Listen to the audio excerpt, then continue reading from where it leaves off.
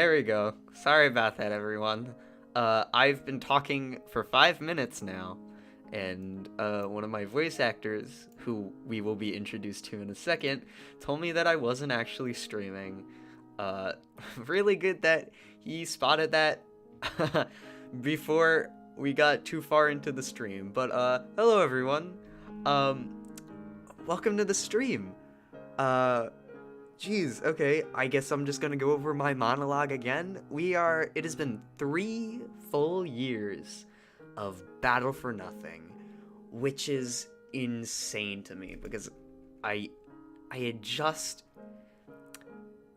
it feels like I had just done the 2-year live stream yesterday, and Battle for Nothing, I just barely started production then. Or Battle for More Nothing 1 had barely re-entered production then, and I'm not even sure. I'm not completely sure if I had even started writing the second iteration of the script. But we'll get back into that later when we get into the director's commentary. I just want to say that I find it crazy that this whole thing started 3 years ago. And because it started 3 years ago, it means there have been 4 July 23rds in 2019, 2020, 2021, and now this one, 2022, where Battle for Nothing has existed. And I just, a part of me can't fathom that this has lasted for that long. But anyways, I'm gonna finish up with my exposition. So, today, just like last year, we're gonna be doing a director's commentary. However, it's not just gonna be me this year, because we have one voice actor and, potentially a few other ones that may join in the future. But as of now, we have, our first voice actor. You can unmute right now. Variety, the voice actor of Top Hat Fry in Xbox. Among Us. That great first lines. I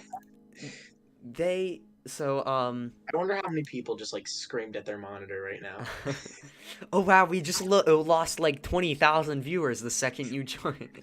No way. We're in the negatives. Dude, we're gonna get the stone play button.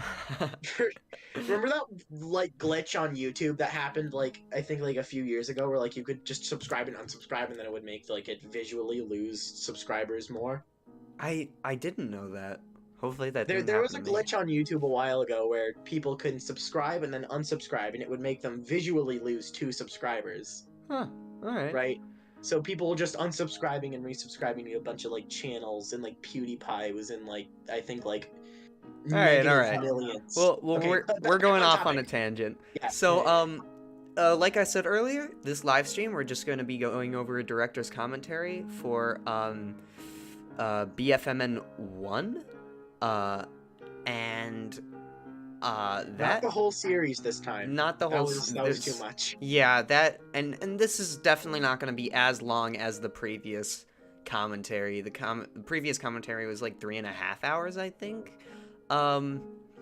But so this probably won't be that long. So here's a fun fact: Battle for More Nothing episode 1, just the first episode, went through 4 script rewrites, complete script rewrites, not even just like minor edits.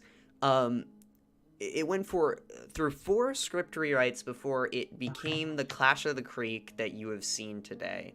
And because of that, the lengths of the episodes have varied insanely, and that's a good thing.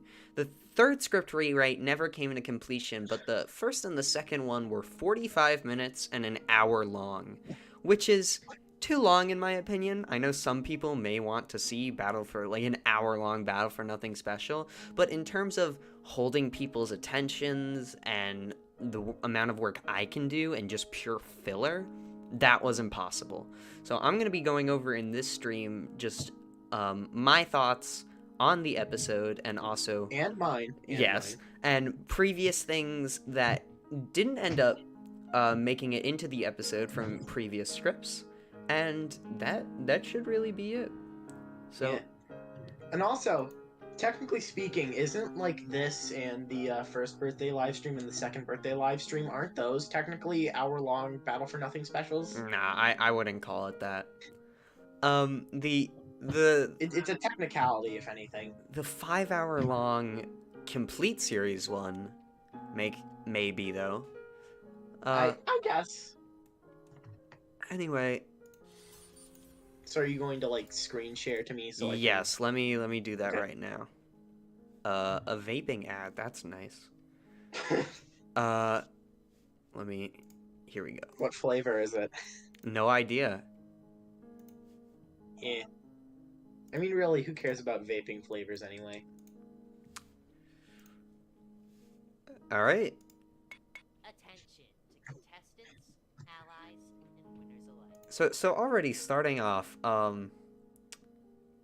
this opening Jade monologue was always gonna be here.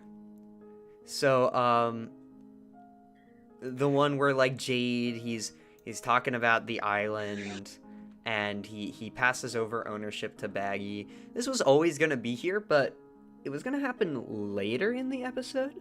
Yeah, So- that's what I was gonna say, but I wasn't sure. I'm pretty sure it wasn't originally meant to be the beginning So- of the episode. The episode was actually gonna start off with Baggy, Lighty, Saki, them all talking to each other. I think it was about Baggy and Saki having a child, or Puffy reacting to Baggy and Saki having a child. And then it was going to play this scene, the scene that reveals that Maggie, Soda, and Spoon won't be participating, and they're moving back to Homeland.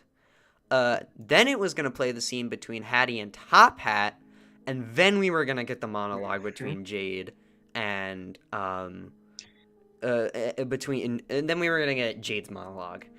Yeah, I believe, not to interject or get ahead of ourselves, but I believe the Hattie and Top Hat thing was also always meant to be there. Yes, that was the Hattie and Top Hat thing was in every single script rendition. This opening scene that takes place on New Year's, that basically just like, I felt like that was always important because Battle for More Nothing, though it wasn't always going to be a 19-month gap, there was always going to be a significant gap between BFMN 1 and or BFN 24 and BFMN 1. Originally, it was just going to be from December to July, so a 7-month gap, and then I extended it to October, and then eventually it became the next July, so 19 months. But still, I felt like always that was a significant enough gap for us not to be able to just jump into the next episode, and we would kind of need a conclusion of the finale. And Which oh, you could go. Okay, yeah. Which originally the conclusion to the finale. This is something that should have been an anecdote in the finale, but I think you couldn't say it because of spoilers. But the ending of the finale was not always going to be the post-credit scene. If we even got a post-credit scene, Yeah, no, it was Flowey reloading his yeah, save. it was Flowey. Of course. How can I forget? It wasn't originally always going to be that. It was not originally going to be that. It was originally going to be Addie by the Yes, by I'm surprised you remember this. by the cliff. Yeah.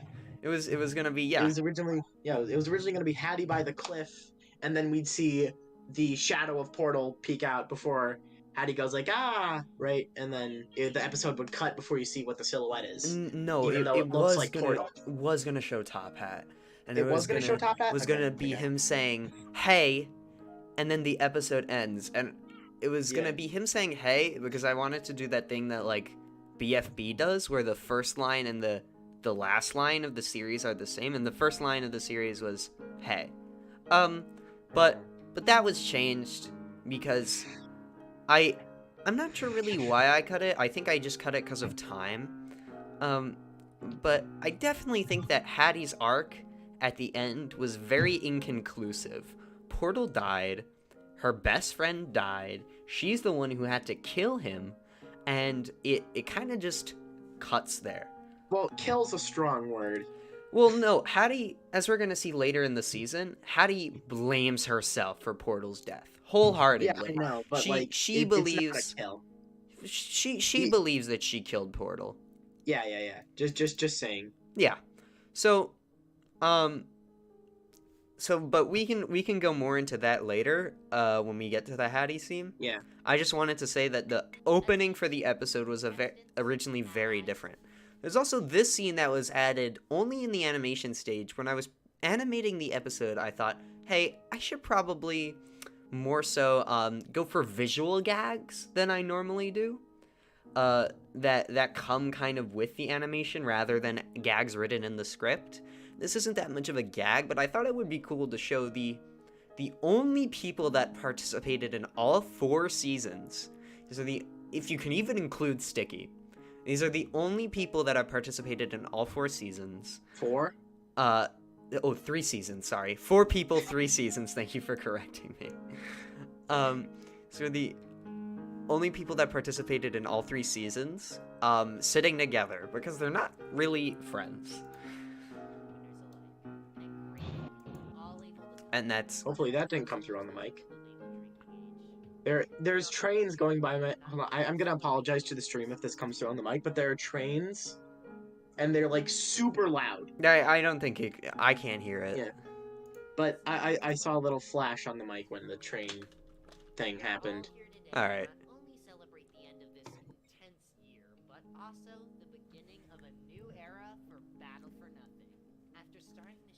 This little clip show here, wouldn't have been possible, without the release of Battle for Nothing the first season, because these are clips for the first episode of Battle for Nothing the first season, and since this episode was supposed to release before the first episode of Battle for Nothing the first season,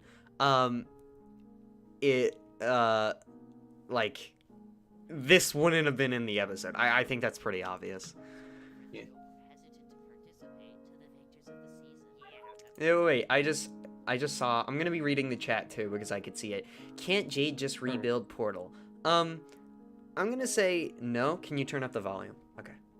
Hold on. I'm gonna actually enter your stream so I can read the live chat as well. Can't Jade just rebuild Portal? That's a good question, and I'm just gonna have to say... It's sort of like in that one, I don't know if young people will get this, they definitely won't, but, it's like that one Futurama episode where, he has the choice to bring back the dog, and he's like, no, it won't remember me, right? Yeah, Jade theoretically could bring back Portal, but, it's not gonna be Portal. Yeah, there was a cut clip from the finale where Jade picks up Hattie, he sees her mourning, and she says, and she there's a bunch of questions, so let me just answer this one first.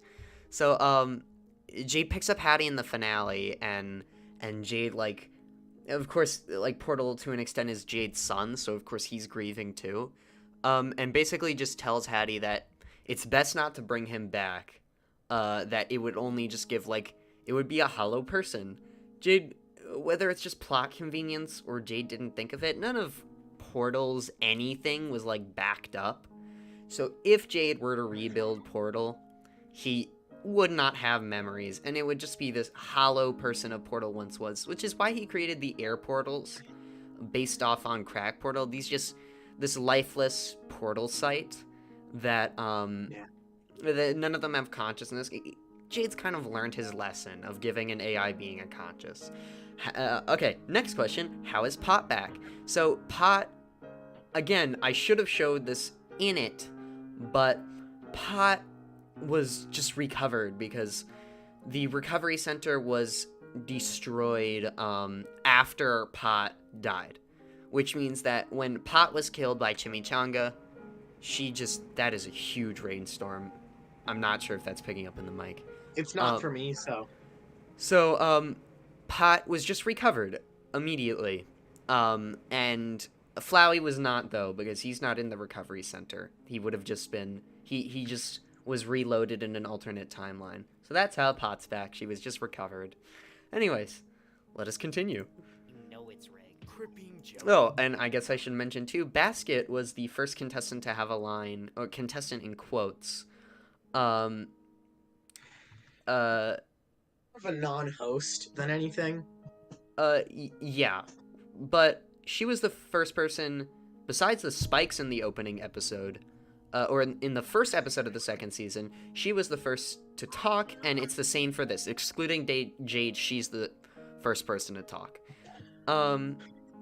And I got another question. Since Flowey is stuck in a different timeline, is that where he didn't die? Is there a BFN where Flowey is still alive? I guess we'll have to see.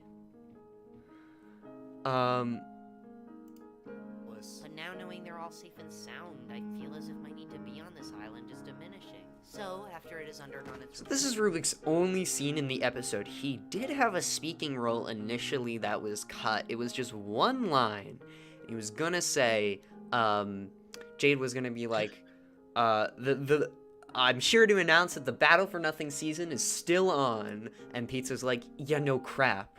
And then Rubik would be like, yeah, you wouldn't just like up and cancel it. And that was just meant to be a joke that I initially canceled it, and then I brought Battle for More Nothing back, which I can officially now say it is back. But I just thought it was a bit too meta, and also I thought this was a perfect scene to show the repercussions of the Black Orb's actions, because we never actually see the workshop in the finale or in this episode's besides this scene. So yeah, this is kind of just meant to show, yeah, the Black Orb did come and he did cause a lot of damage. Pairs and my air portals are distributed. And that's just meant to show what the air portals look like that were shown in the finale. I'd like to turn over And also Scribble's hand is magic, but I'm pretty sure.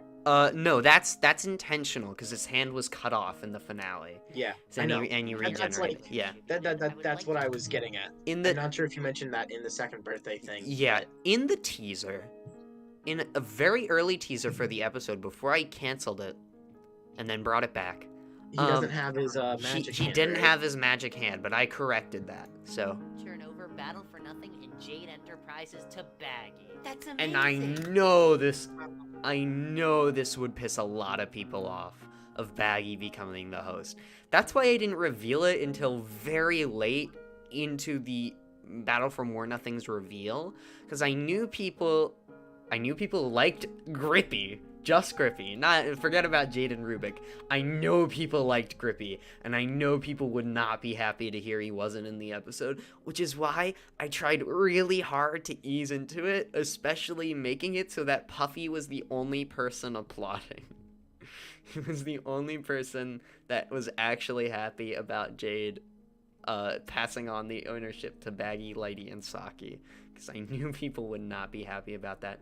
Will Baggy be in episode 2? Yes, he is the host. He kind of has to. Although, I will say, Lighty gives off a lot of grippy energy, you know? Yes, there was going to be a cut joke where Baggy is like, yo, Lighty, help me host. And Lighty grabs a marker and scribbles it on his face. And he's like, yay, new Grippy, and runs out the door. Yeah, way to go, dude. That would have been funny. Yeah, and this is Grippy's only one line in the episode. That's an even better nothing than what I got, which is just a joke to say that even though it is a battle for nothing, the winner still seems to get a prize by the end of the season. Grippy became the co-host and Baggy got ownership of the show and Jade's entire company. So, yeah, not really a battle for nothing. It's called that, but as it's shown time and time again, not really a battle for nothing. Literal, like, income for life, Yeah. basically, given this stuff that Jade has done. Yeah. I got Jade. What? Why didn't you tell me about this? I was, but after hearing you were about to become a... This is a... Also, Oh, you could go. I want to point out that this scene where Lighty is, like, near the stomach of Saki, it makes me very uncomfortable because I have spent like literal hours of my life thinking about object anatomy and how Oh, it jeez. works. It like the idea of an object being actively pregnant, it just like it spirals 1,000 questions in my head. Well, let's not go too in depth about that. I will say though Yeah. that this line was changed. Jade says after I heard you were about to become a dad, he changed it to after hearing someone was about to become a dad. And I realized that Jade says someone, and then it shows a scene Lighty putting his head against Saki, and I'm like, oh, maybe that gives the wrong impression of who's the dad of Saki's child. Yeah. So I just wanted to clarify that Baggy is the father. But Dad, I Yeah, of decided course it it would be is. best to hold it off. But this To be could fair, the only be people who would the assume show. that were people who would, like, not watch the original first season. Yeah, someone just said, how are objects born? Best not to think about it. Not my dream. It's yours. So Baggy's very short line here that says, like, it's not my dream, it's yours, is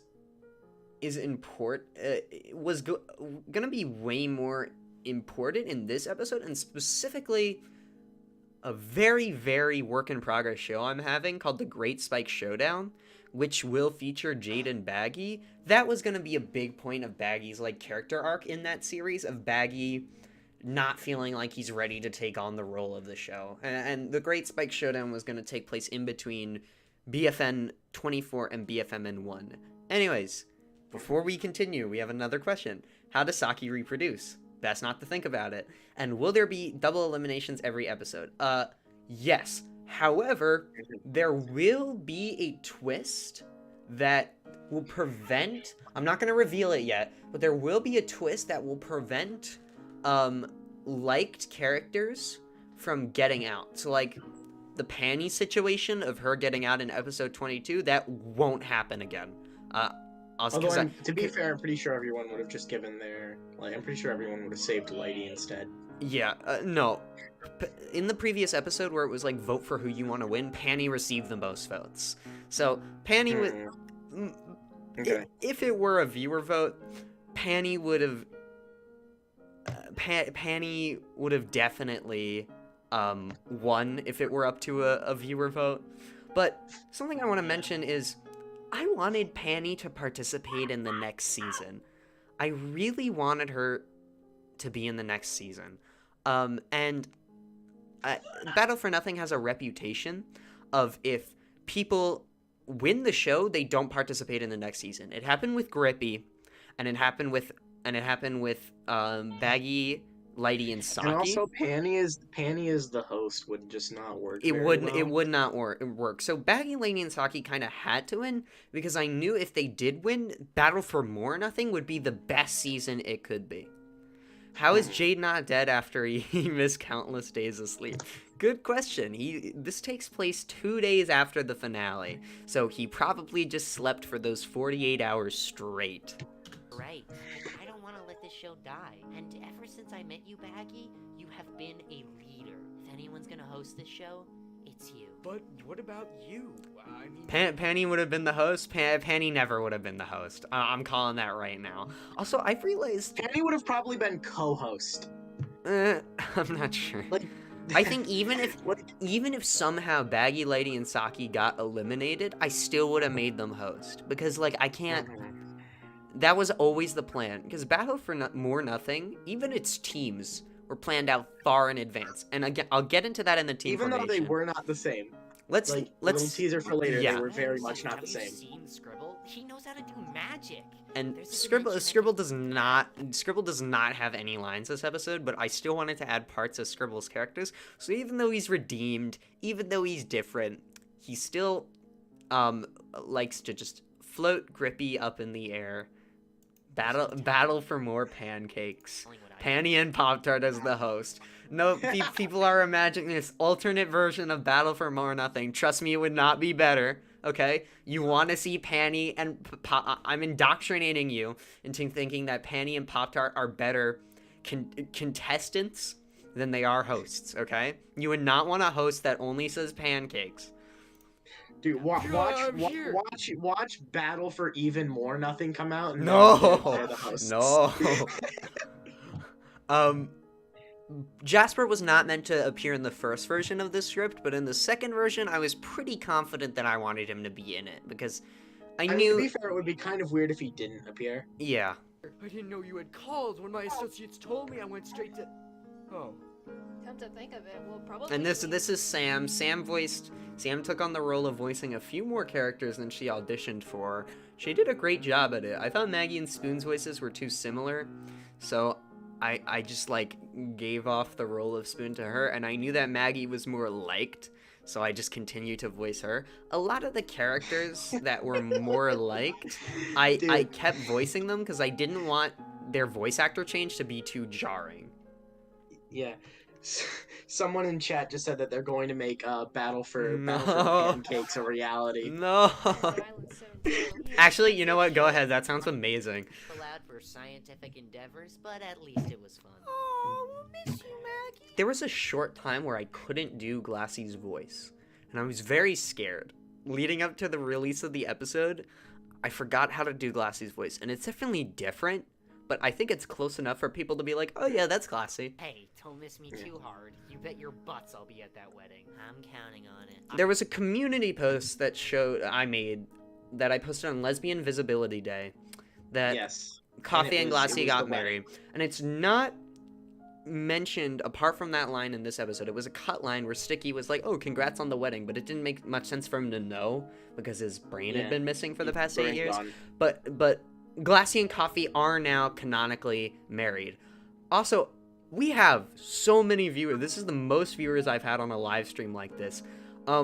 If you have not voted on the episode, please go vote right now.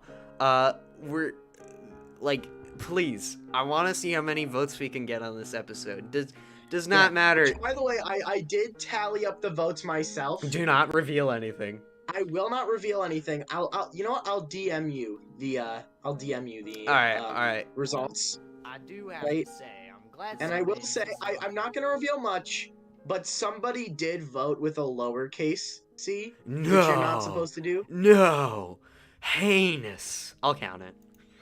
Yeah. Surprisingly, you don't have to start a detective agency in a whole other dimension if you're of age. Wait, Soda's leaving? Why didn't you tell me about this? Well, you... So this, I can't remember if I kept this or not, but Corey and Soda was a relationship established very early on in the season that after Soda was eliminated for leaving the show, kind of was never discussed again. However, it's a very important relationship because by episode... And also, I'll get to Corey specifically. I'll get to Corey later, but I have a very specific things to say about Corey. Episode 6, Soda says that, like, yo,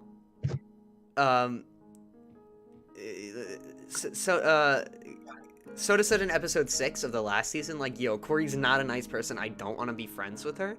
And I'm not sure if this is explicitly said, but after the finale of the first season, where this was said in episode 15, where Coke goes to Okakolak Valley and gets sucked there, Corey kind of just scoops Soda up because he's grieving, and he's like, wow, an emotionally vulnerable person. Let me just pick him up. And Soda gets picked up. But then after Soda becomes friends with Spoon and Maggie, and he's like, wow, these are way better friends than Corey and Mocha, who really do not care about me.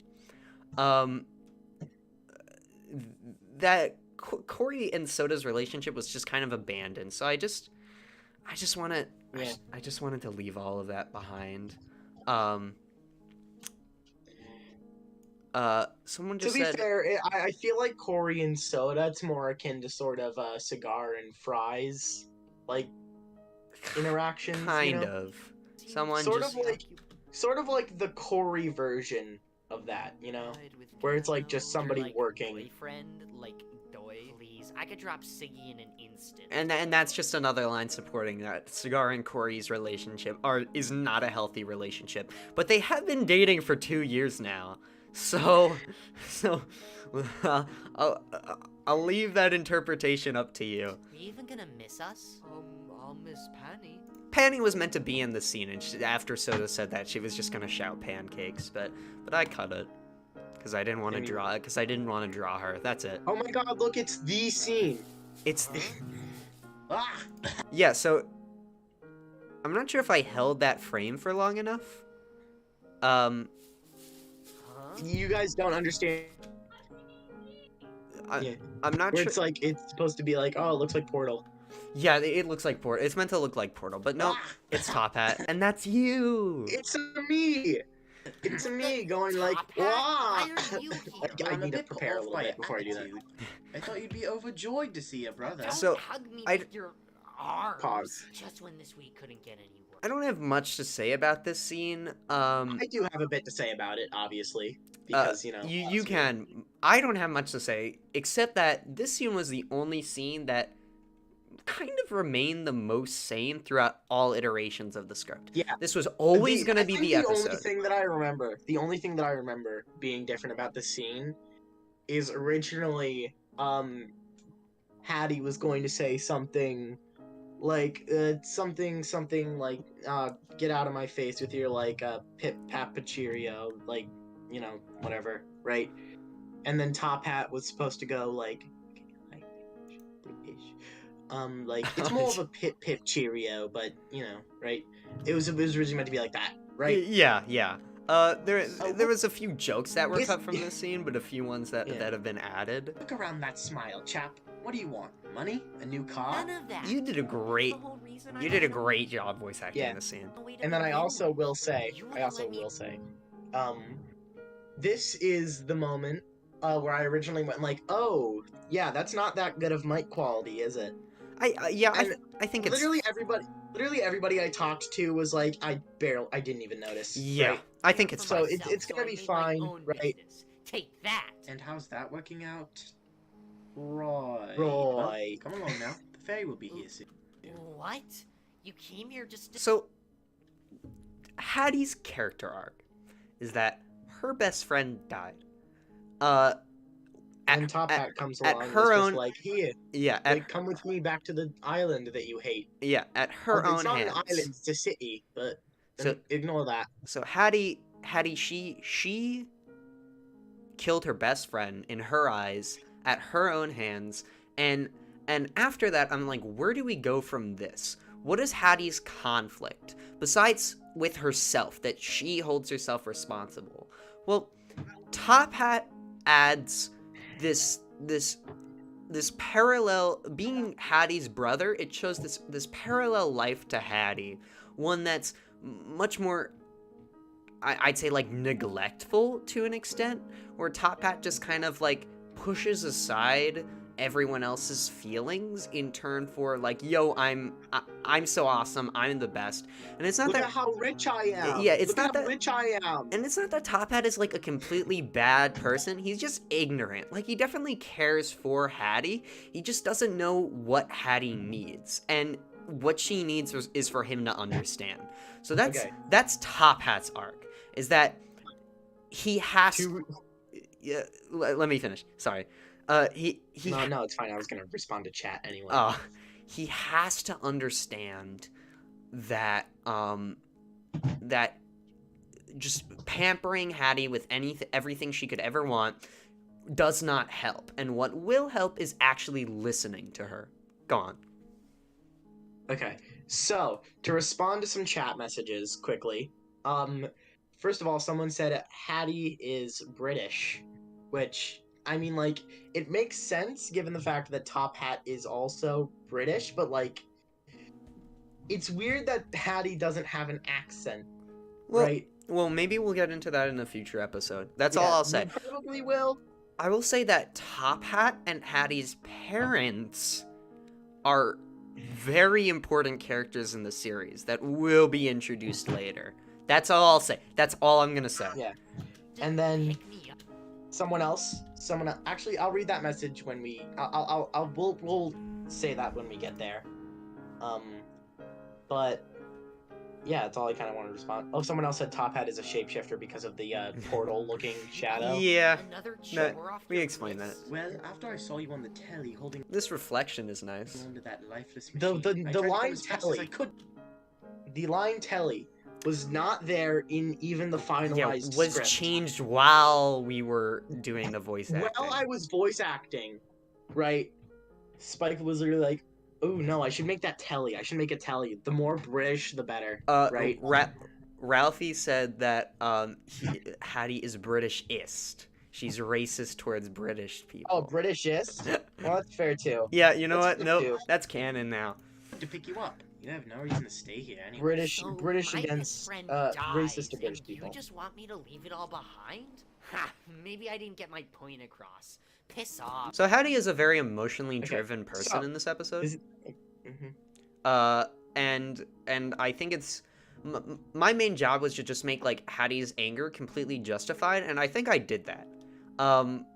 Top Hat is acting like a jerk and is not listening to her, and I think she is totally fair when it comes to the fact where she thinks she's not being respected.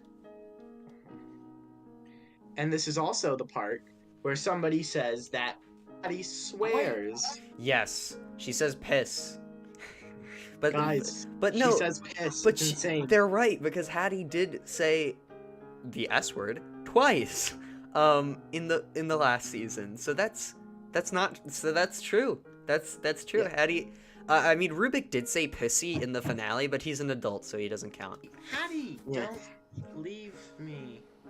That line took a while as well. Yes. Because I had to like get weaker on the end of the words. For now, at least. Maybe we could become those saviors we always wanted. This is the same sheet that appears in also this is Jade 2014, but he has dyslexia, so he can't spell it right. But this is the same blueprint that appears in episode 4. It's just redrawn because in the newer style. But it's the same also, sheet. I'm probably gonna say this more later. I'm gonna point it out more later. But I just want to say how much I love these little like non-angular scribbles. Yeah. Right? But Where they're I will not. say it only works when it's little scribbles. There's a scene later that I'm gonna talk about. Yeah. Um, All right, let's where try. It's not. Yeah, Angular. I know what you're talking about. Let's try and keep this along because we're not even. I guess that's only fair. Yeah. We're not even out of. Both of you. Thanks. It's just that human interaction. I think that's making it longer. You know, just talking. And then You this talk about is things for longer. this was the first part of the opening scene. It's so delayed. You're singing. It is definitely delayed. It's probably even more delayed for the people on stream because I decided to watch it and there's like a super long delay. I forgot. I have to go over these images. But quickly, someone just said, remember when you said Jade was obese? Yes, I do, because I did the math, and because Jade is a solid 3 feet Jade ball. He weighs like 56,000 pounds or something. So, yes, he is very well obese. That means his legs must be like hella strong. Yes. So let's go over all these images quickly. Jade could give a kick that could like just shatter bones. So this is the original 6. Baggy, Lighty, Saki, Jade, Scribble, and Grippy, who were all friends when they were kids. This is the finale where Grippy beats Baggy. This is also the finale where Grippy, a drawing of the finale where Grippy kicks Jasper into Portal. This is just an image that's meant to represent like the start of the 2nd season. You see all the hosts there. Yeah. This is Which very. I think the way the hosts are introduced is very weird in the first season. I don't really want Definitely. to touch on it too much, but I think it's a very weird way of introducing them that works surprisingly well. This is a scene from episode 4 that becomes more important later. It's Jade evacuating everyone from Green Hills, from episode 4, and as we learn later, that's how Dust Bunny and Yarny escape and participate on the show.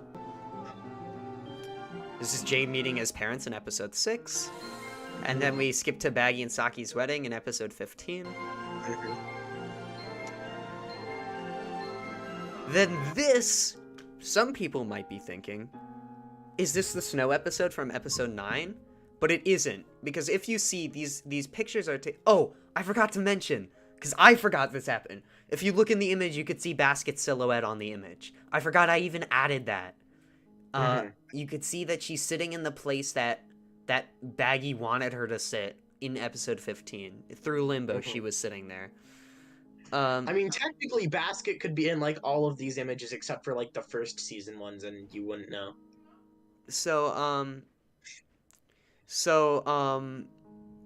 Back to what I was saying. This, people might be thinking, oh, this is episode 9, but if you're looking, this takes place in chronological order, and this actually takes place in between episode 20, the autumn episode, and episode 21, Homecoming Day of Pirates, because as you could see, these are the remaining contestants, excluding Glassy, these were the remaining contestants. So they're just all having fun playing with snow. This is Jasper in the Gem Cavern. I want to make the directors, And it's the Dector. To make the directors reveal. I will be saying it like that for the rest of my life now. Yeah. I hope you know that. The reason I love pronouncing things weirdly. I'll talk about it later. I just wanted to try and make the director's arc seem conclusive, so it would be more surprising that he was participating in the show. This is as shown in the finale, Jade and Baggy going to create a serum to help all the potties turn back into panties, and we could see they're very happy about it. I mean, a potty is just like really cynical, though. Yeah. Like, that's no one wants to be like a CinemaSins viewer, you know? Yeah. So that is it's the finale when he does the cracked portals. Yes. I guess they're called air portals, but you know, same difference. I love this picture so much that I made it for my profile for a short time. I love this just like quick scene of Baggy like coming home with Wooly. I love this so much. Call me biased. Also, it was a very last minute addition to have Wooly like even speak this episode, I think. Like, she was originally like only gonna say Dector and that's it, but that scene where Baggy's like, my daughter is standing right here, I felt like that was important just to show that Wooly is a character that exists and she will have plot relevance later. And then this is the picture that they a redrawn version of the picture that they took in the finale, the one that said like see you next season in the credits. Yeah. And Jade is very tired. In the other one, he was just straight up asleep.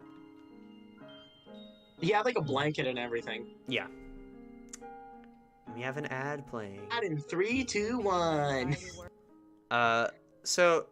Oh, it's an ad for Oh, okay. Without the muting, I thought it was gonna be an ad for like antidepressants, but no, it's the real cost. Cough, cough. This show is bad. So this entire scene of the speedboat scene was replaced. Originally, after this like opening credit scene was meant to play a scene where Baggy's like panicking about hosting the season, and it didn't really make sense for his character. Why would a very confident character be panicking over starting a show? The main reason it was there was to just reintroduce us to the new hosts, but I think it did that well. And the thing is, I tried to nail that scene, but it ended up going on for so long. And I couldn't find a way to make it work. That was my issue. I didn't know how to introduce that scene right. A lot of good jokes were written in it. I really liked it. I just couldn't. Maybe we can like use those jokes in a different. Maybe I just couldn't make it work. Also, I realized too late that I forgot to add Unity in. But it's fine. Unity's just lying on the floor. Yeah, and then she stands up in the next scene immediately after, 19 months later. Wowee, I can't believe we're headed back to the island. Until your next therapy session. So this is canon. Brick has to, isn't toilet paper a child, though? That's a good question. She seems like one, but as she says 2 years ago, in episode 18, she's 7. So she's 9 now. She just has a speech impediment and never went to school, so she's very stupid. Yeah, this is canon. Brick has to go to therapy sessions because he like tried to murder his best friend. This I mean, like, to be fair, like, that is probably the most, like, one of the most reasonable times to go to therapy. yeah. As Brick said, no, this is so because of Brick's contract with the show, even though they were in another dimension where Bush could have been killed, it still followed the show rules in which. So Brick didn't receive any legal allegations because one, it happened in another universe, and two, he has the contract with his show that allows him to kill people, but he still has like mandatory therapy that he has to go to. Dude, a contract with the show is just a license to kill. Yeah, because they have recovery centers. Nice. I mean, yeah, I guess. Give me a second. Hold on. And also, that is a different brush. I believe that is the chalk brush, at least on the app that I use. That is a different brush than the one that is done for the other one in the reflection. Love to sketch it sometime. It's nice that you get to do your. TP is a girl. Someone asked. Someone asked twice. If iPod wasn't in Lighty's boat, does that mean he was with Baggy's boat with Sticky? Yes, because they're all from the suburbs. Yes. We get a surprisingly good sense of where everyone lives in this episode. Yes. Or where everyone, like, once lived. So everyone on this boat is from Homeland City. But unfortunately, Oh, so when he notices when he's at the, so why does he notice when he's at the place? Oh, that's actually a good question. Why Sticky doesn't realize, why iPod doesn't realize that Sticky, has his brain back until, like, for a simple reason, Sticky and iPod aren't really friends, and he didn't really care until they were forming the teams that he didn't even bother to look at Sticky. for me, there aren't many educational opportunities on the island. That's because life isn't all about educational Also, Sam composed the music for this scene. She did she gave me, like, a bunch of samples of music to use, and she did a very good job at it. Unity's unity. Sometimes you just have to lie back and let life carry you away. Yeah, I did. And that led me to solve pi, get accepted in. So there was a cut joke here where Unity says, like, solve pi, and Bush is like, how do you solve pi? Because as a friend brought up to me, you can't solve pi. And that's true, even though Unity solves pi in episode 14. However, it's a cartoon, and I don't care. And also doesn't matter because episode 14 is not the best. Okay. I'll say. 16 and still plays 12th overall. Oh, quick complaining. Personal opinion. Yeah, some people here go. So Burrito's new voice. Sam did a very good job with Burrito's voice. I think she really turns Burrito into a likable character. Burrito has the least lines out of any Battle for Nothing character. Well, not this episode anymore, because she has a lot of lines this episode, but before this episode, she had the least lines out of any main Battle for Nothing character. So I wanted to do something with her this season, and I've already started that in this episode by her kind of being the reason that the Alliance splits. These four people, the reason why they split. But that's going to be dealt more with later. 38, but I can't remember who. Wait, is this the whole cast? Ha! What a stupid question. So originally... Oh, you could go. Okay, I'd like to point out that I feel like you were about to just explain the thing that I'm about to say, but I feel like Blocko here is pretty out of character from what I've seen him as, right? Not like, really. He was angry pretty reasonably before. Like, literally everybody forgot about him or didn't care. And that in a whole, like, that's reasonable. All right. And then that's a very good point. That's going to be discussed in the next episode. I don't want to get into that right now. Why he's like that. And Tile, if he survives the elimination. I'll actually, if he doesn't survive the elimination. No, it'll be explained no matter what. And there's something that I will explain about Tile later in the episode. Because a lot of people have said, like, oh, Tile's change was so jarring. And yeah, they're right. But there's a reason behind it, that I'll get into in a bit. But the thing is, so Blocko and Polka are very, but I changed Polka in a way so that originally I was going to have Polka be, like, really upset that Blocko no longer wants to be friends with him, but as we could see by just his expression in this scene, he's just as pissed off as Blocko is at him. Their friendship has ended. That's that's what I'm trying to convey in this scene. Also, to whoever said Googly Eye has no lines, yes. Yes, that's a true If she has statement. no lines, then why is she credited with Sam voicing her? No, It- Googly Eye does not have a line Oh, in this episode, right? why is Sam credited with voicing Googly Eye? That's all I'm gonna say. One from the suburbs was picked up by Baggy earlier this week, which I guess you would only know if you had friends. I think I'd feel much safer on that ride. Don't worry, Okay, Tile was meant to be in this scene, and what Cork says Mark, no one would care if you fell in. was meant to be said to Tile, which makes a bit more sense because Tile and Cork have this feud going on. But I still think it makes sense considering that if Cork hates Tile, by extension, he kind of hates Bookmark. Bookmark also refused to work in episode 16 with Cork, which caused him to get eliminated. So, of course, he would probably hold that against him. But nonetheless, yeah, Cork, Tile was meant to be in this scene, but Tile was always from the suburbs. I always planned on him being from the suburbs. And I always planned on Tile being from the suburbs, but I included him in the scene anyways. And I was just gonna say, like, oh, Tile stayed with Bookmark in the city over the summer. But I realized that it didn't make that much sense, and I just cut Tile from the scene altogether. Tile's from the suburbs. That's canon. And I'll actually get more into that in a bit. Besides, there was the recovery center. If Jay remembered, he could rebuild it this time. And if he didn't, we could just get your flower friend to bring it back. So, Flowey was originally not going to be mentioned in this episode at all.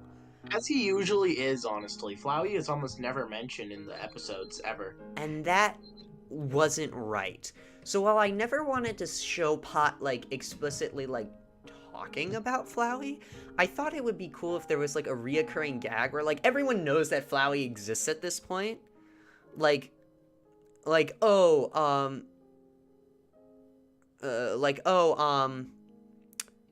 Pot, Pot, everyone's, like, saying, like, oh, like, Pot, Flowey can just help us, or Flowey's gonna be a hindrance, or something like that. But there is no Flowey. Flowey's dead.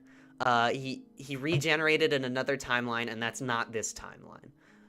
So Flowey's gone for good, and Pot doesn't want to tell anyone that, because Pot didn't want anyone to know that Flowey was gone in the first place. Regardless of whether you can die, it's best not to. So, yeah. And because, if you notice, because Lighty lets go... It's the trailer! It's the Yeah. trailer! If you notice, because Lighty lets go the, wheel, the direction of the boat flips around. Regardless of whether you can Wait. I'm pretty die, sure it's best the, not to. So you guys have I'm pretty sure- kinda And the wheel starts spinning for a split second at the end, because he's not really good at... And he I'm just... pretty sure, when you first introduced the concept of this scene to me, the first thing I said was Lighty being behind the... Like, Lighty being Is behind very the wheel of any vehicle dangerous. scares me. Yeah. Right? That wasn't me. It was Spuffy. Sure. So this scene was originally very different. He was gonna say sure, and then Cheez-It was, I'm not doing Cheez-It's voice because it's so loud, but he was like, wait, no, I take it back, and Puffy says, like, save it, or something like that. But I just cut it. I feel like Puffy saying sure is enough to establish their current relationship between the two of them. Alrighty then, we'll just recover. Also Cheez-It's, like, Cheez-It's relationship with Puffy is also elaborated more on later in the episode. When we get back to the island, I'd say we got maybe 5. Also, more people joining the screen. I'm gonna say that again. If you haven't yet, please go vote on the episode. I want to see how many votes we can get. There. Let's go back into this. Lady, A whole 13 people. to drive this thing. Hey, at least I Oh, 14 now. actually bought it this time. Huh? I said a whole 13 people, and then I said 14 Oh, because it I'm increased to misviewing 14. it. I thought there was 65. My daughter is right here. Okay, this scene was added very last Bought second. it this time. My daughter is right here. Yeah, I can kind of tell. Yeah, This is one of the less... it was a last added scene, but just because I wanted Willie to have a line. Time. My daughter is right here. And Cheez-Its just looking pissed off. And then there's this joke. Not how it works, Glass. And I'm Love not gonna that joke. I'm not gonna Love that bother. joke. I'm not Love that joke. I'm not going to explain it, but I love that joke. Yeah, so I'm not much. explaining it either. So, now that Hilarious. you're all here, it's time for the 30. This is a BFN TFS reference. And this is the art style. I drew this for an art project, and I didn't want it to go to waste, so I just added it in the episode. I Weren't there love- 36 of you? Yeah, love Blocko- all these BFB like scribbles. Yeah. You're Right. all here, it's I time for already the mentioned it 30 earlier, but five. it's so good. It's so expressive. Yeah. Weren't there 36 Right. of you? Yeah, But once Blocko again, it died. only Oh, why works didn't if it's a you say little so? scribble. What? Oh yeah. Weren't there 36 of you? Yeah, Blocko died. Oh, why didn't you say so? What was And that scene where Brick just quickly comes by. that? Well, since the TLC was destroyed and Clara Knight quit, And this is the only mention of Clara Knight in the episode. Clara Knight quit. So, Clara Knight doesn't appear in this episode, but after his baby, the TLC was destroyed, he just left. He was done. a compact recovery center has been placed in me. So And the idea. Which must be uncomfortable, honestly. Like the TLC being placed inside of you. Yeah, well, Baggy has plenty of stuff inside of him. This idea of contestants being recovered, and coming out of Baggy was not my idea. I'll say that. I will credit another person, their name is Paul. They came up with the idea. So kudos to you. So you'll kind of just be in a state of limbo until you pop out. Maybe don't use that word so sparingly. Hasket's standing right here. I don't mind. At least it discourages me from dying. Yo, Baggy, I picked this up at the docks for you. Seems to be. Okay, so the introduction of the recommended characters was originally going to be very different. So Lady was going to introduce each of them one by one, depending on where they came from. So it would be like, and these are the people from Okakolak Valley, and these are the people from Homeland, and these are the people from Green Hills, and blah blah blah blah blah blah blah, and stuff like that. But Is he gonna be like, we're gonna go around in a circle and you each have to say one fun fact about yourself? Not like that. It wasn't. I wasn't gonna give. But the thing is, I added that scene just to show people who the names of the recommended characters are, because I realized that I didn't really do that this episode. But I think it's pretty safe to say what each of the new objects are. A delivery from Homeland, Okakolak And also, all of them are like Valley, recommended Gem characters, Tavern. which names have appeared like in previous episodes. Yeah. Perfect. Basically, Wouldn't all it of them. Yeah. be a new season if The you only one remember- I can think of isn't is Googly Eye, Top Hat, and Keycard. Yeah. Also, Which I think all of their names get said. most of their I'm not names sure. get said. Oh yeah, Keycard's name is said. Volcano and Cookie's I- names are said as well. Yeah, but once again, it's the recommended character thing that I'm talking about. Okay. So, the thing is, I skipped a scene where Basket says, like, at least it discourages me from dying. That's just meant to be a joke of her saying that she doesn't, if she dies, she doesn't want to be recovered by coming out of her brother. So, that's all I'll say. The new Yeah, leads. very Give it uncomfortable. up for the debuters, everyone. And those are all the newbies, excluding the directors. So, And also, Top Hat looks so smug here. yeah, so I love the newbies. It took me a long time to decide who the 14. I always knew that I wanted to have 14.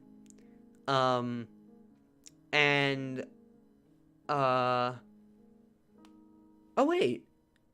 Oh, okay. So all right, back to this.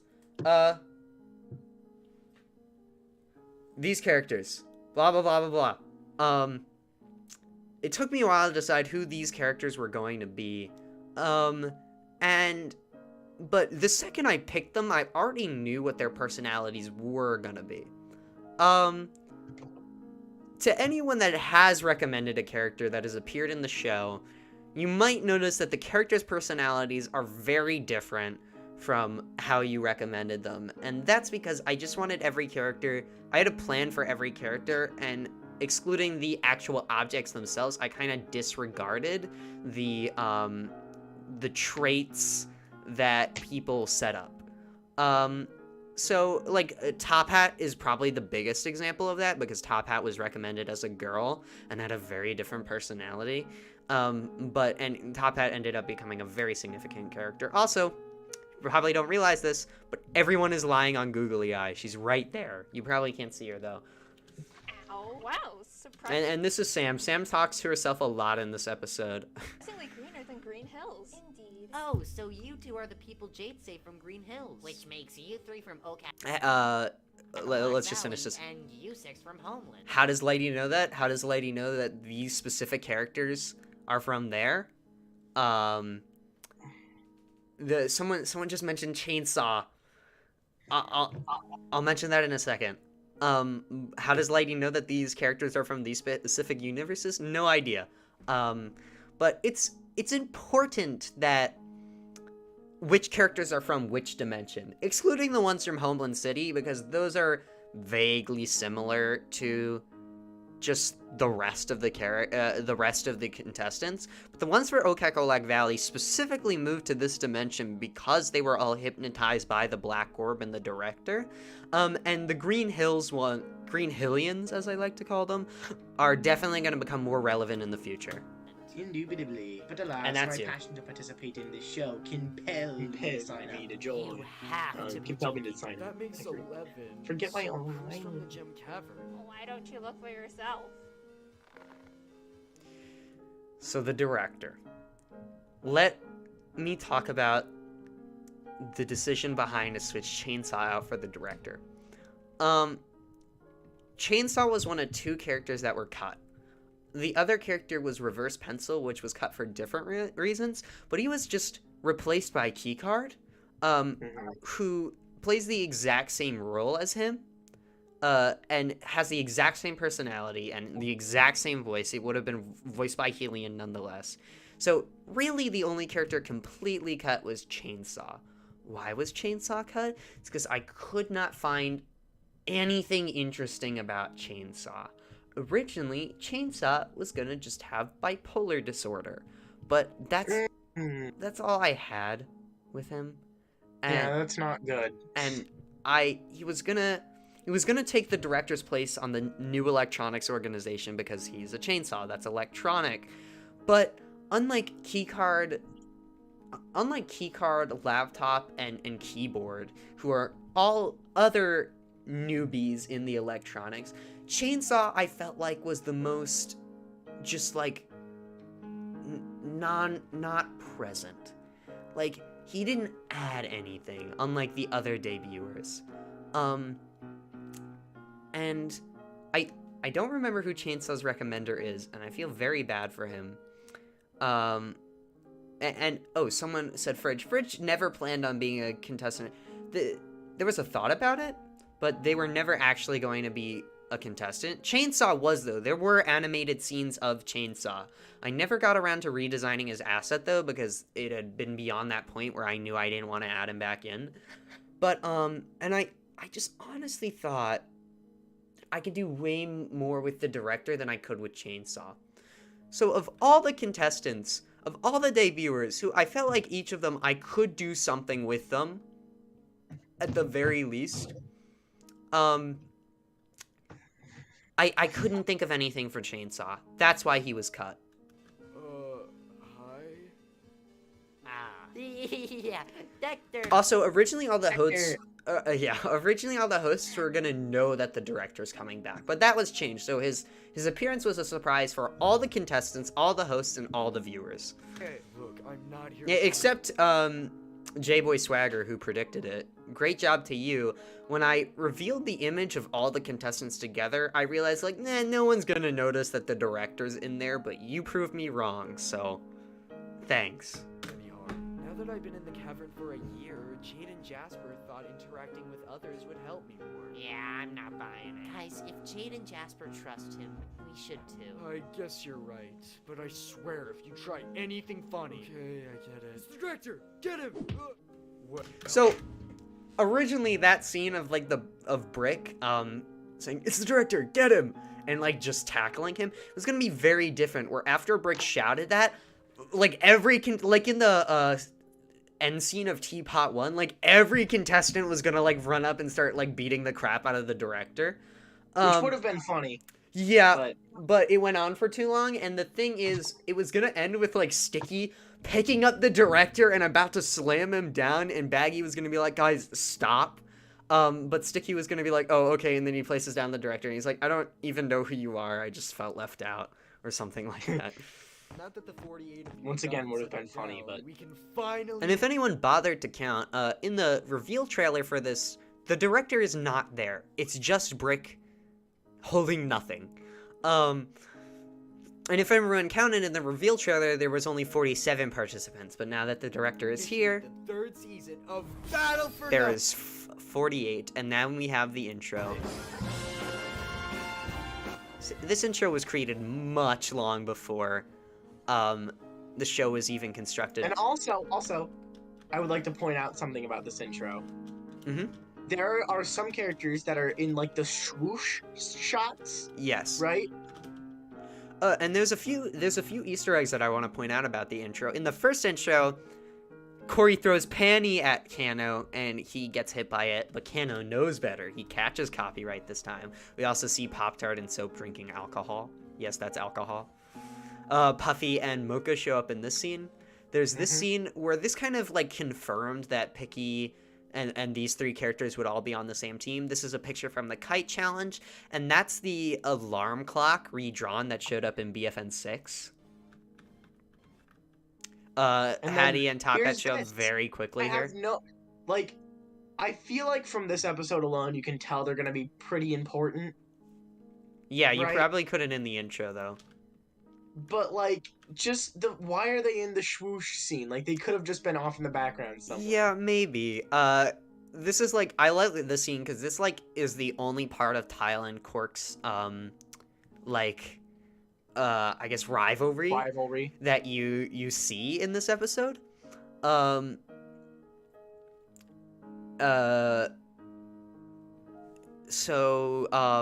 like Tile's like, you can't do it, you wuss.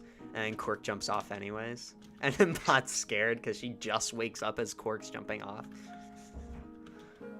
And I like the water flow in the scene. The director, who's covered by Tile, that's intentional.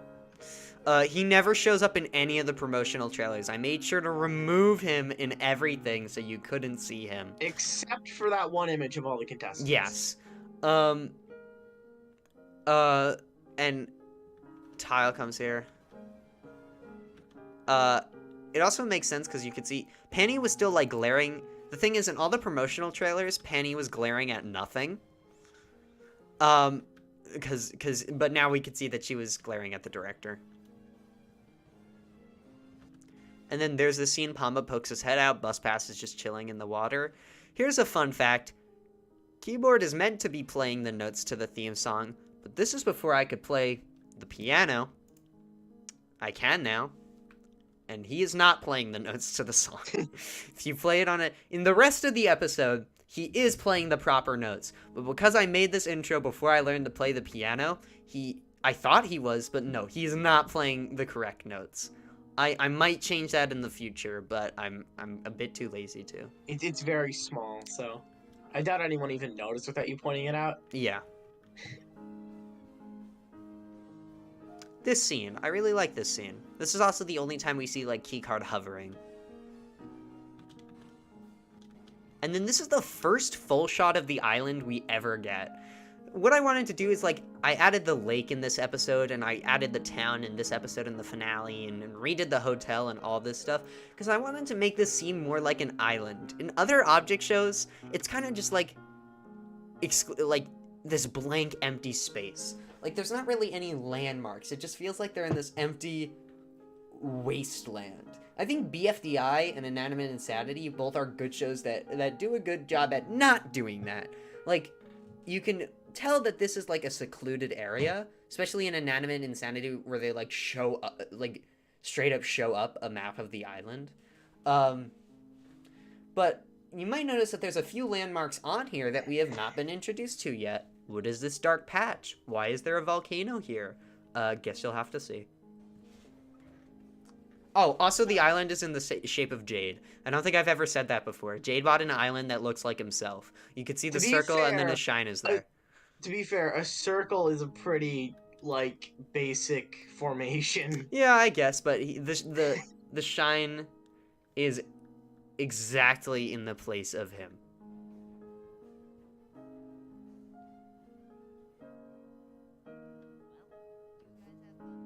Yeah, co-hosting isn't really my thing. So, Besides- this scene was also kind of added at the last second, because I wanted to explain why Saki and Basket weren't, like, helping out this episode. Saki is actually the mayor of Nothing Town, which is what the town that Jade is called. So that's why, that's the primary, because she's taking care of her daughter, and also, she's taking care of the town. That's why. And, why does the boat at the end of the intro have a face? Oh, it's not meant to. That's just sales. That's just, I mean, it kind of does while looking at it. It really does, actually. It really does kind of look like a face. But that's sales. Someone just asked, what was the challenge for Volcanic Voyage? You gotta voyage the volcanic. I'm not gonna say obviously. what the challenge was, because I do have plans of You had to voyage the volcanic. reusing it. What do you not And understand? then, was it completely different? Yes, it was 100% completely different. It was a completely different challenge from Clash of the Creek, and I do have plans on reusing it. But it's gonna be slightly tweaked. Slightly tweaked. I know some people watching this stream will be upset hearing that it's gonna be the same challenge. So I'll tell those people that it's tweaked. There's nothing to get angry over. Well, you guys have fun. Good luck, honey. Thank you. Well, unlike last time, we're gonna be hopping right into the team formation. Also, I So love get that lighty started on the pose. 6th Yeah. I just want to point that out. That is like one of my favorite lighty poses. It's That- just like Baggy also very briefly mentions here Jade's stupid decision to only have 6 people participate in the first challenge. So in this episode,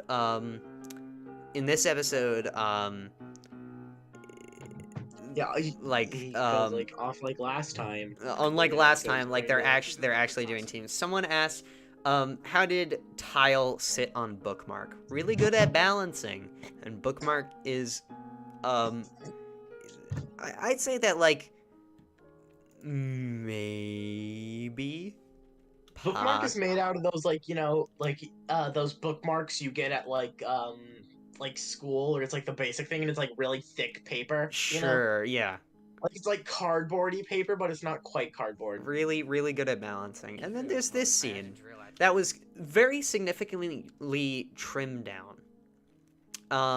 It's earlier, but you finally got your brain back. Sorry about last season. I actually don't remember anything from the last season at all. Jade recovered an old schematic of my brain from a beta recovery center, so I don't really know. And I like that little, like, clip show there of, like, showing what happened. Anyone here? I know we didn't. So, I feel like And then we have I feel like it's important to mention that in Battle for Nothing, the first season, we see all the contestants act how they did 8 years ago, specifically Pama, Sticky, and Scribble. They're the only contestants that, like, significantly changed between that and the next time we saw them. Sticky was very arrogant, and people liked him, but he was very arrogant in the first season. And there's probably a big question surrounding, like, oh, he's a lot nicer here. What's that about? And again, I don't want to say why, because that is kind of like explored. I guess that's kind of more explored in the first season, and I'm not sure if I'm going to be continuing the first season or not, but it's explained why Sticky's personality changes in the first season, and I don't really want to get into that. Just know that, yes, Sticky did have a significant personality shift, and there is a reason behind it, why he became less arrogant. Really end off on good terms, but Also, Sticky says that iPod and him didn't end off on good terms. I wonder what that means. I'm happy to. Yo, hey. Also, yeah, this kind of shows that, like, even though iPod, Palm, and Sticky were on a team together last season, and iPod and Sticky were also on a team together in the first season, iPod doesn't really see Sticky as a friend and would rather hang out with these two nerds. Sup, Xbox? Don't you two hate each other? Well, we thought it was a bit immature. And yes, It's the trailer line. Yes, and also someone did say, why does Sticky have bite marks? The person who responded to him is right. They are stitch marks. Talking about stuff as dumb as who's the better console. You did a great job at voice acting Xbox. And, Yeah. and Helion was meant to voice PlayStation 5, but I did over the voices myself at the last seconds for the main reason that Keycard is the only contestant to not be voiced by a person who voices multiple characters, and Keycard's a very important and original character. So I felt like it would be more significant.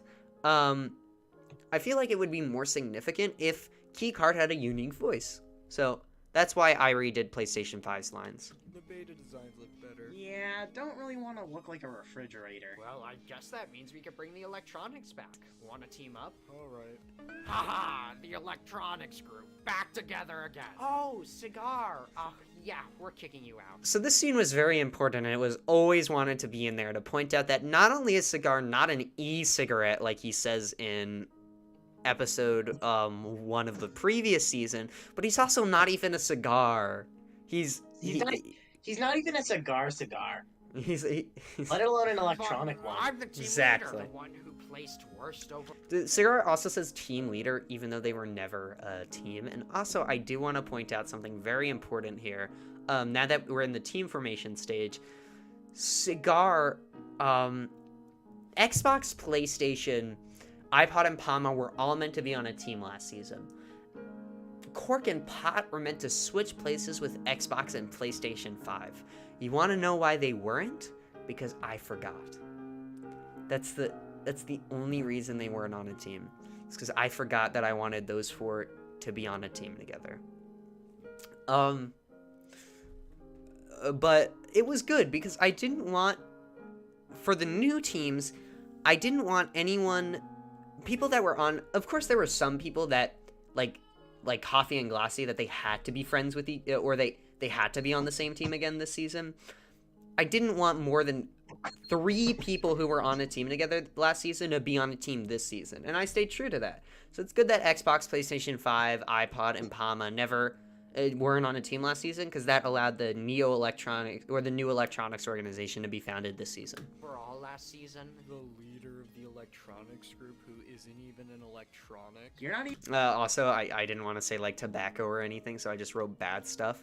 Also, iPod put a question mark in Cigar's head because he's unsure if he even has a brain. a cigar, let alone an electronic one. It's a nickname. Cigarette sounds like a girl. Also, Cigar is one of only 3 people who get kicked from a team. And I'll mention those other 2 people later. Siggy, now where'd you get off to? You weren't thinking about joining another team, were you? I would never, my sweetkins. Just thinking of a backup. So as we go along, I'll mention I'll mention how the teams were gonna be different, but as of now, everything's the same. Come your tip. I've got our new. He also says, "Come your tip." Teammate right here. I can't believe I have to participate. Yeah, Corey, Pop-Tart, and Kano are on a team, but that's only 3 people. So the maximum amount of people on a team that I wanted to have is 3 people. If you notice, there is no 4 people who were on a team last season who are on a team this season. The maximum is 3. Participate in the stupid show with the stupid baggies. That's stupid. Yeah, he's great. Also, that Yeah. hand is not nearly big enough to cover that Well, mouth. Fry guy, that makes 4 of us. What do you think? I think that I have no say in this. Freckles, get over here, you twerp. So this is the first difference. Fry was not meant to be on this team. Fry was meant to be on the Gold Diggers. And I'll get into that reason why in a second, but when Cigar was like gonna be like, "Get over here, you twerp," or something like that, Fry was gonna be like, "No," and he didn't want to. And he was gonna team up with Tile and Bookmark instead, but that didn't really make sense because Fry was never really friends with Tile and Bookmark. Yeah,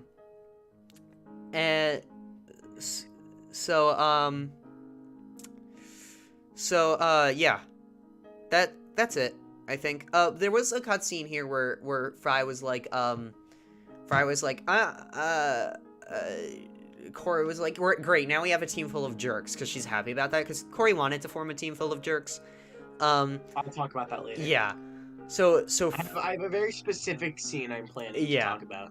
So Fry, he was like, so Fry was gonna be like, I'm not really a jerk as much as I am abused, and Bookmark was gonna walk over and he was gonna say, yeah, you should think about saying that twice, after you told me to shut up last season, because in episode 3, Fry tells Bookmark to shut up, and I just want to mention that Fry isn't that good of a person, so it kind of makes sense for him to be on this team. Yes, sir. Fry also only has 3 lines this episode, which is the second least. The person with the least lines this episode is Goldie with 2, and I didn't realize he only had 2 lines until I was editing it. Like, fine. Also, the idea for Mocha, Panny, and Pop-Tart, all 3 of them to split up was always the plan, because ever since the last season, I always had the idea of Mocha and Pop-Tart to be conflicting with each other like divorced parents, and because of that, Panny was always put in the crossfire, and this is the team where this is the moment where Panny puts her foot down and says, both of these people are incompetent, I don't want to put up with them. Have it, like, your way. First time for everything. Sorry, Panny. Looks like you can only team with one of us. Don't, like, blame it on, like, me, Panny. I, like, tried fighting... If Fry wasn't on the enemies, who would have replaced them? I'll get into that in a second. Quality. You know Baggy isn't gonna like, let Panny you, switch I don't like teams know every anything, episode, but I can't, like, just think blame the world you will for try to, bend like, down push to your away will. someone Don't like you. That's why you like took me. Panny in the first place. Because little Mocha doesn't pancakes! Nice going, Mocha. Have fun trying to find a team now. You, like, underestimate my, like, compelling brand. Oh yeah, Googly Eye has 0 lines. Sure, we'll go with that. Like, Icy Girl, you're looking, like, pretty... So this scene... So to answer the question of who would have been on the enemies to replace Fry, Icicle was gonna be one of those people. So for the longest time, I had this idea of the 3 most hated characters of Battle for Nothing. That's Cory, Cheez-It, and Icicle. And I wanted all of them to be on a team together, because the enemies was going to be like a group of the most hated people in Battle for Nothing. But I decided to change it and make it so, like, Mocha was also going to be on that team. So Mocha, originally Pencil Grip was not going to be here, and Mocha and Icicle were going to team up, and then they were going to join the enemies. But I dropped the idea of Icicle being a jerk, and the reason she just became so angry and started screaming last season is because, as Pencil Grip explained, she has screamatosis. She basically just,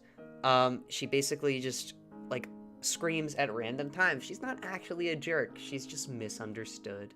That's... Which conveniently doesn't happen in the scene where Flossie is, like, trying to convince... Yeah, because she's calming herself by breathing in and breathing out. He did.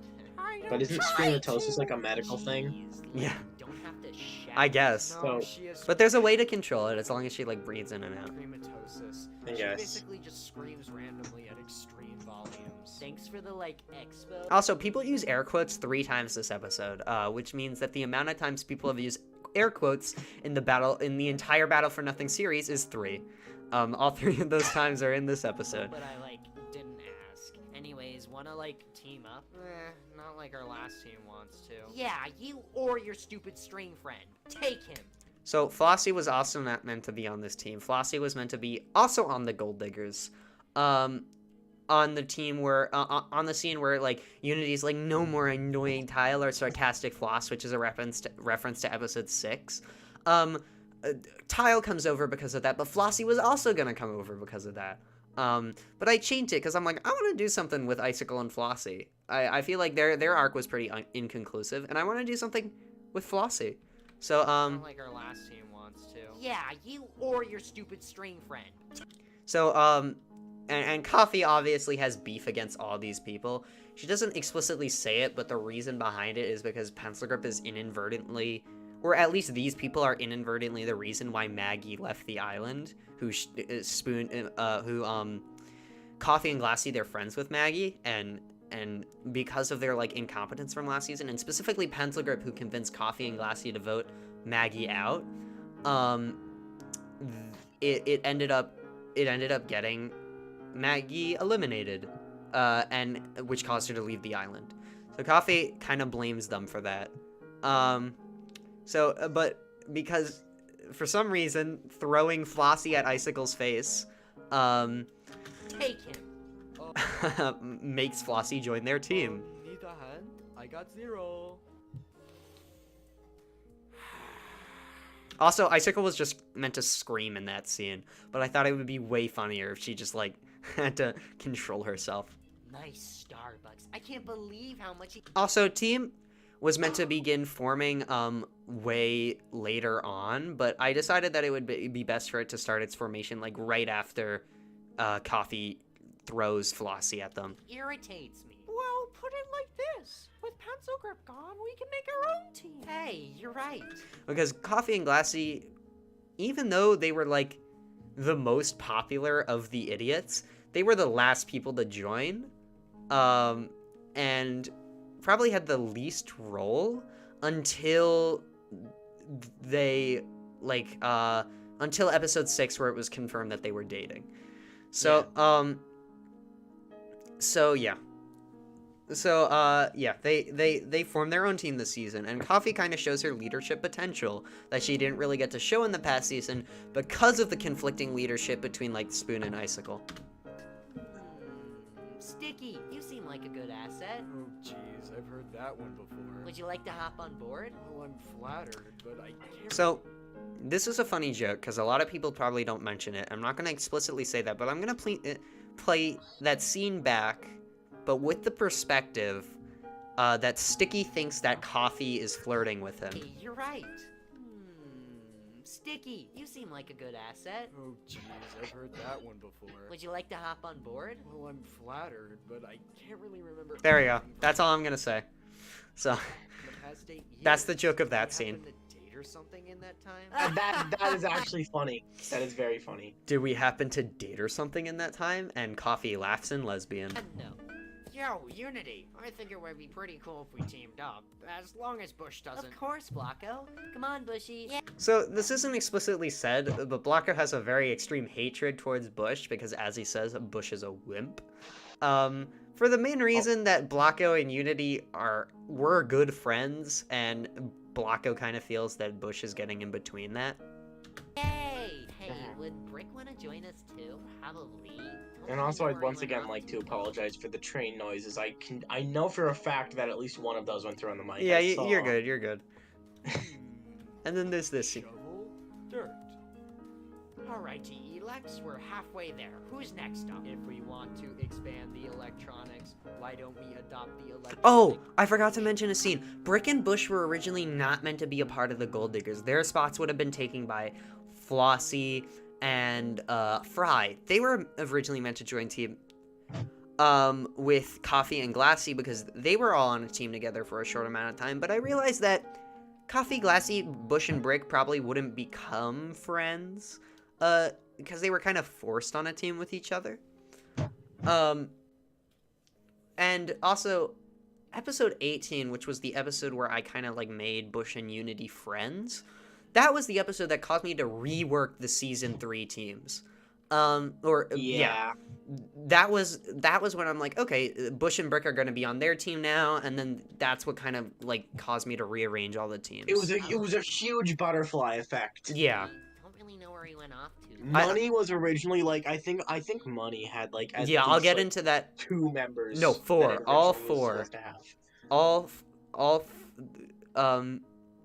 So all 4 members. So Money was the most changed team, and I'll get into that in a second. But 4 members of Money were swapped out.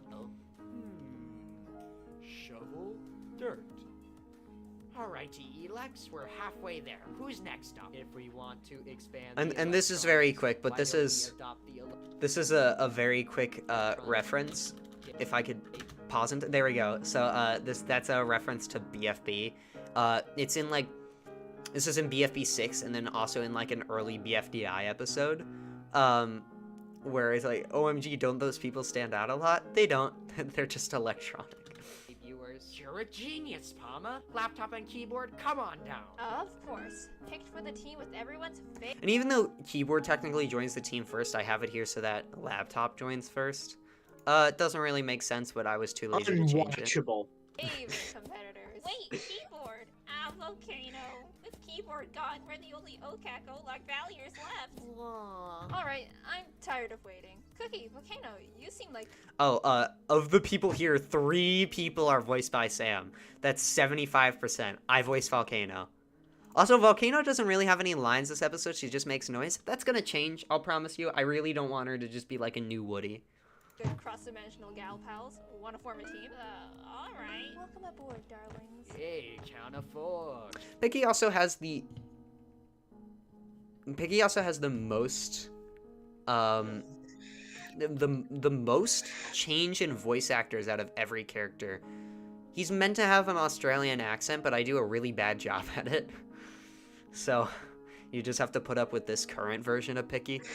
Get out of +1, ladies. Yeah, count us out. Oh, I just realized, I think Top Hat's also had 3 voice actors. But I count voice actors of people whose lines were actually recorded. So there were 3 separate people who recorded Picky's lines. There was only one person who recorded Top Hat's lines, and that's you. It's me. It's me, I did it. I did that thing. So yeah, Picky thinks like Picky just wants to join any team. Picky wants to enjoy it. Picky wants to join a team with a lot of girls on it, and Vroom is actually the only team with all females. So he tries to join them because he says count of 4 because there are 4 ladies on that team.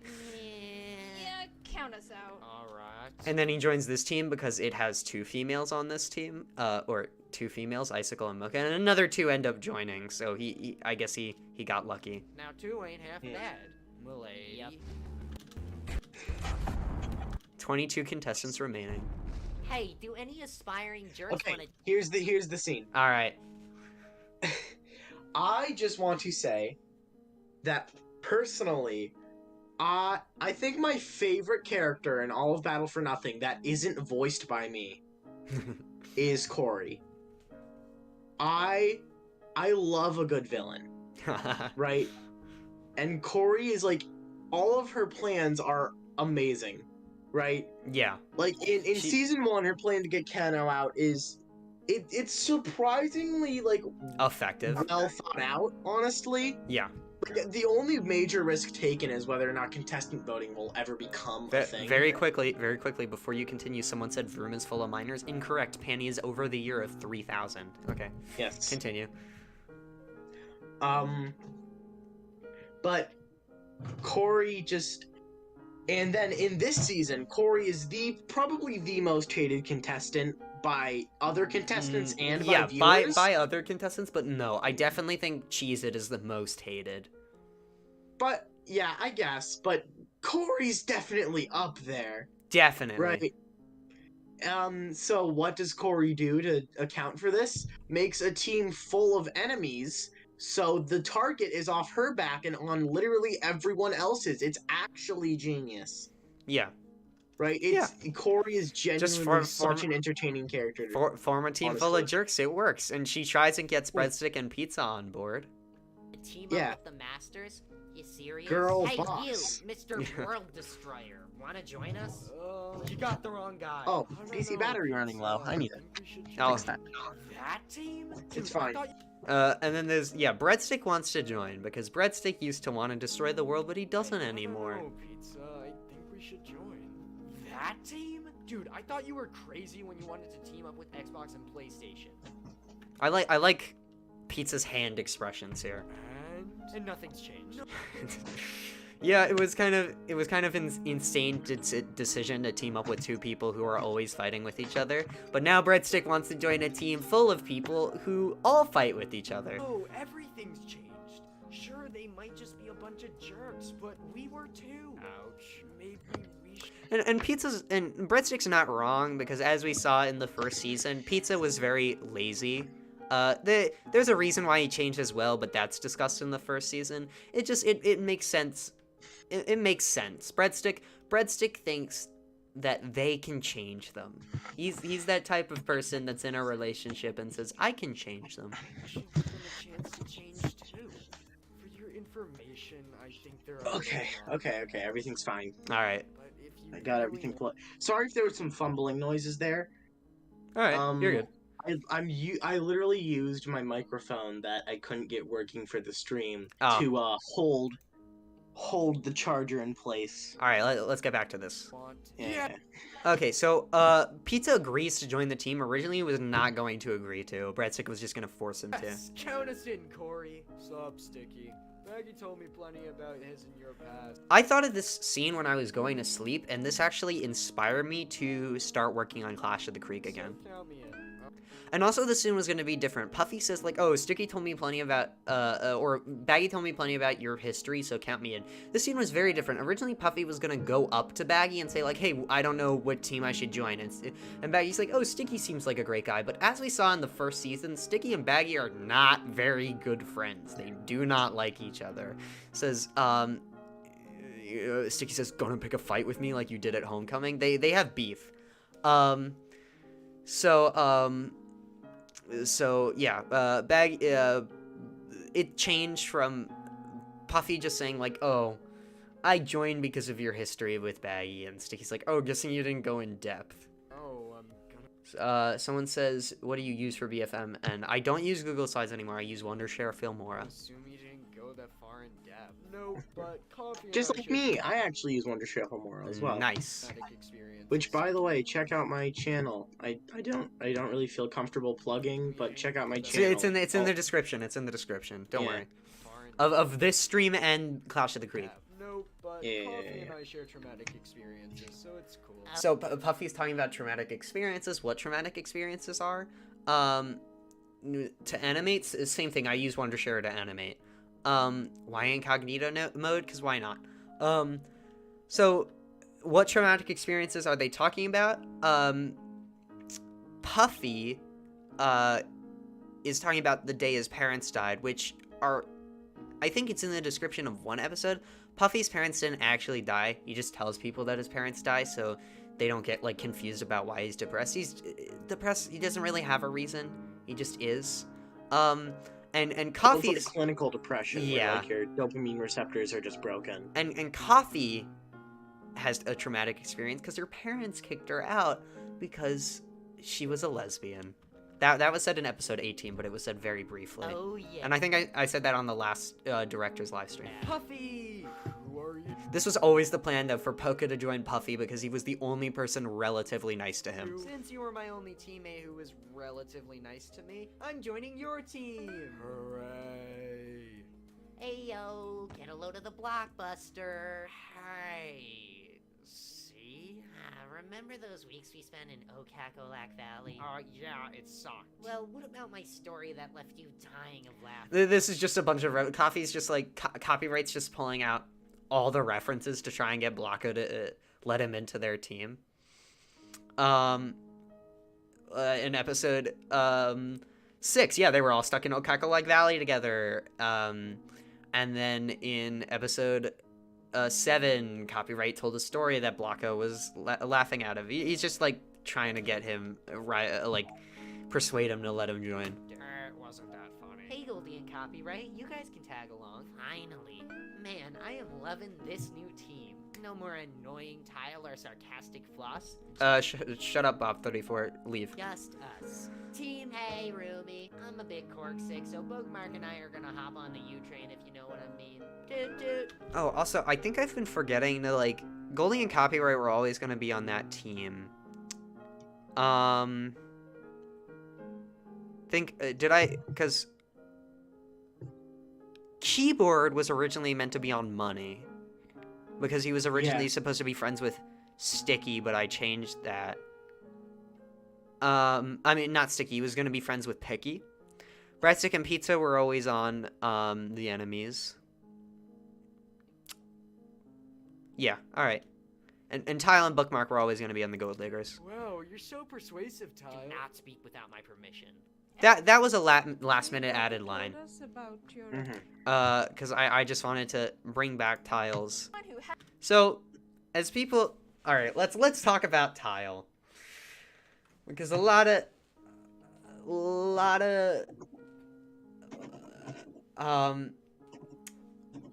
people have mentioned that, like, Tile is not that liked of a... or, like, drastically changed in between seasons.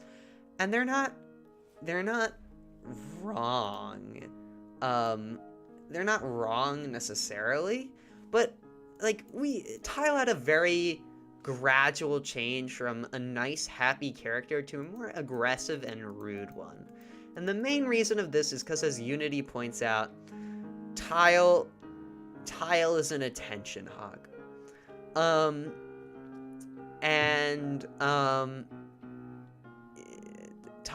Tile is an attention hog. And there's a reason for that will be explained in the second episode, but he thought that he had a suitable amount of screen time in the beginning of the season. In the start of the last season, because even with the large cast, but then he saw as the season went on that he wasn't getting as much screen time, he started acting more aggressive, and that's it. Hasn't joined a team yet. Listen up. Are you a strong, independent female teenager? Then look no further than our team. I am one of those 4 things. Being the youngest on the team. This team, Yeah. I do remember one thing about this team. This was originally going to be an all-debuters team. Very early on. I'm pretty sure the other two were going to be Laptop Googly Eye and Googly Eye. Yeah, Laptop and Googly Eye were Laptop both. and Googly Eye. But then I thought of the idea for Team Neo, so I'm like, oh, Laptop's and Electronics, she'll have to be on that team. And I realized that if I put there's all no the reason for these people to pick Googly Eye. yeah, if I put the debuters on all one team, like there's not going to be that many for other teams. There's only one team that has no debuters, and that's the Enemies, and I wanted to keep it at that. Originally, team was also not going to have any debuters. It was going to have Bush and Brick instead of Puffy and Googly Eye. Right, Puffy wasn't supposed to be on that team. Puffy was going to be on the Enemies. But if he was on the Enemies, it wouldn't really make sense for Poca to join that team. But no, I pretty much always had the idea, after I realized that Laptop wasn't going to be on this team, I always wanted TP and Panny to be on this team. But the idea for TP to choose Panny was very last minute. Originally, Panny was just going to join the team. Join pancakes? But I like the idea Gotta of... be at least this many. And then she only has a foot. I love that, honestly. She only has a foot. Yarny's a teenager? Yeah, Yarny's a teenager. Yes, many. Pancakes. And then we have a subtitle. Count me in 2. Can't think of any other. Patty was originally going to be on Money with Top Hat, but that was Yes, changed. which was a terrible idea. Yeah, the good thing I didn't go with it. Other options. I can? Yo, brother, why don't you want to stick together? Get the message, Tip Top. We're not friends. Like, hey Top'em, I've seen your Insta before. We get two nicknames for Top Hat in one scene: Tip Top and Top'em.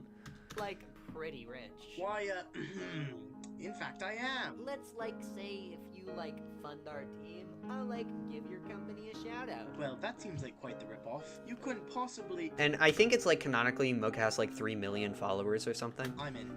Hey, Potty? So only my mother may call me that. Yes? Keycard is electronic. Why didn't you pick him? It's alright. Yeah, Keycard has the ability to teleport. Why? Guess you'll have to find out. I'm used to it. Sorry, I must have not noticed you. He has the ability to teleport That because he actually has the meant to ability to stay over teleport. there. Exactly. Oh, that's why I didn't notice you. So iPod, this scene we really get to see the conflicting ideologies between Pama and iPod. iPod's very emotionally driven, and Pama is very analytically driven. At least when his personality files aren't being restored. So, and this isn't the first time we see iPod act like this, because in episode 4, Pama was about to follow all the people through Jasper's portal, and like iPod like grabs him and says, "Be wary, Pama, I still don't trust him." So iPod has not been shy to hold grudges, and that's the reason why he doesn't team up with Sticky as well. So iPod is a very big grudge holder. He doesn't like giving people second chances. But it's even more prevalent this time for the director, because the director, like, he teamed up with the Black Orb. He threatened their entire universe. He killed Jade. Like, he's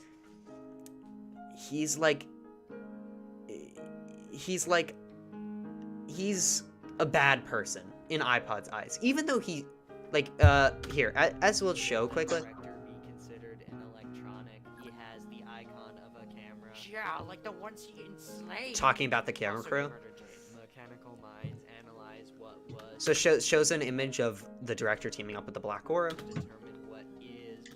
and then he shows a picture of the director saving Jade's life. So this is why this is why Jade, Jasper, and Palma all trust the director. It's because the director saved Jade's life. He proved that he's on the side of good now, but like, it's not also unreasonable to say that the director has not proven himself to be completely trustworthy yet.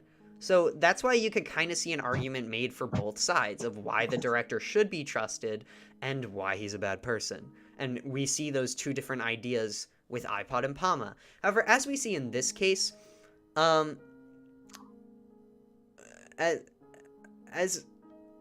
we see in this scene, Palma thinks very analytically. He thinks they should pick the director just because, like, he seems like a valuable asset and he's proven himself to be trustworthy, so why shouldn't they team up with him? But as iPod mentions, The director is now trusted by as both as Jade as and iPod Jade. Why mentions, shouldn't he be trusted here. by us? Just because someone can be trusted doesn't mean they should be. iPod thinks of it more emotionally. Even though someone has proven themselves to be trustworthy, doesn't necessarily mean you should give them a second chance, which is totally reasonable. Keyboard understands he was brainwashed by him. Okay, emotional wound. Yeah. So Keyboard was, if you saw in the finale, Keyboard was brainwashed by the director and is on the same team as him. So obviously that brings up bad memories. Is the most valuable of People are just writing British words Yeah. in chat. See, they love you. You want me to do the funny British voice? So Oh, look at me, I'm top hat. I'm gonna get a bottle of water. this is what convinces iPod to let in the director, because when you look at the remaining debuters, Burrito is like mentally ill. And then these three people will not go on a team with each other without each other, and they only have one spot left. And then you have Cork and Pot, which iPod was on a team together with last season, and he is very clearly not big fans of them.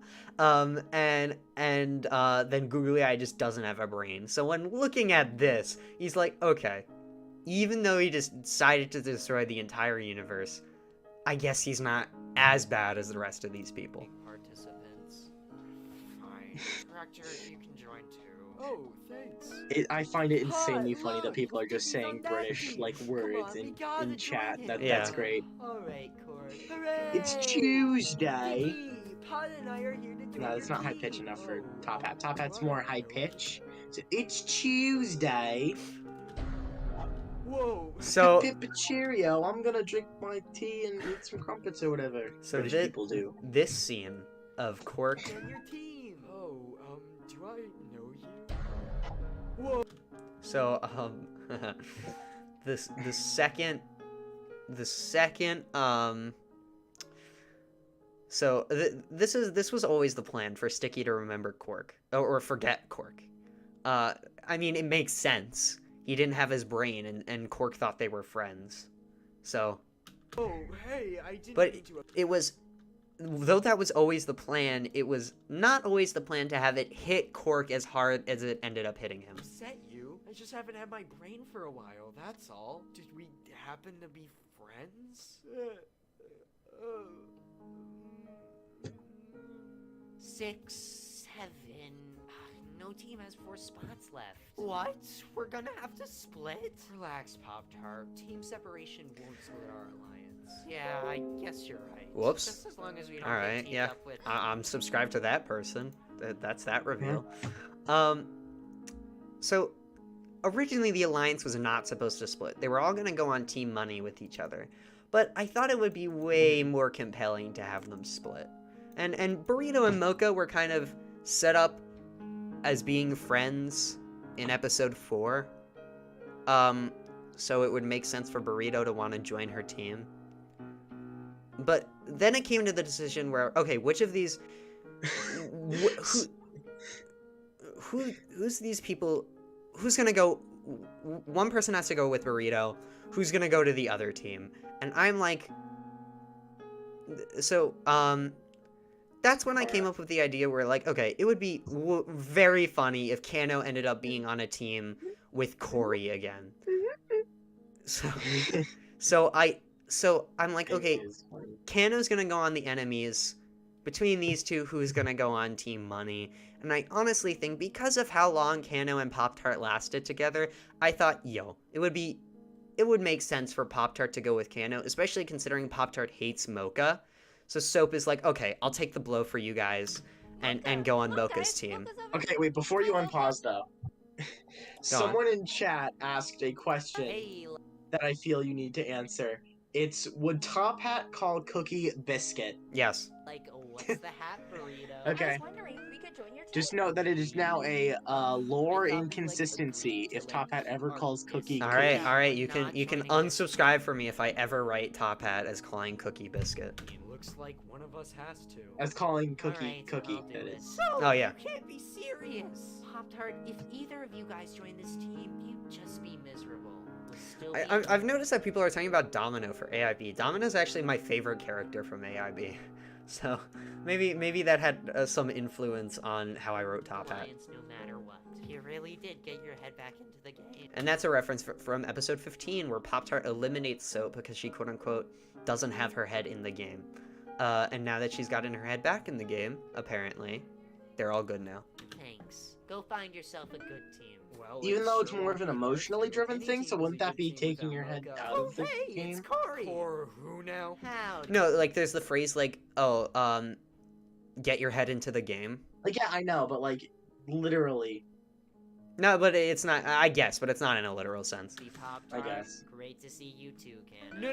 No. I am not putting up with her for another season. Come on, Kano. She's not that bad. Did you forget everything that happened last season? So, it doesn't really make sense for Pop-Tart to not remember, so the sole reason is that Pop-Tart's just, like, being an idiot in that scene. Like, he just completely forgot. Because Pop-Tart's the one who first constructed the idea that maybe Kano's not, that maybe Corey's the bad person. He said that in episode 11. So, why does Pop-Tart think that Corey's not bad? Literally, because he just completely forgot. I mean, he gets pissed off at Corey later, so maybe he was just making a joke here. But regardless, it doesn't really matter. I guess that's it. Anyone got a name idea? Well, a So I'll get into the name ideas in a second. team full of jerks should have a comforting name to go with it.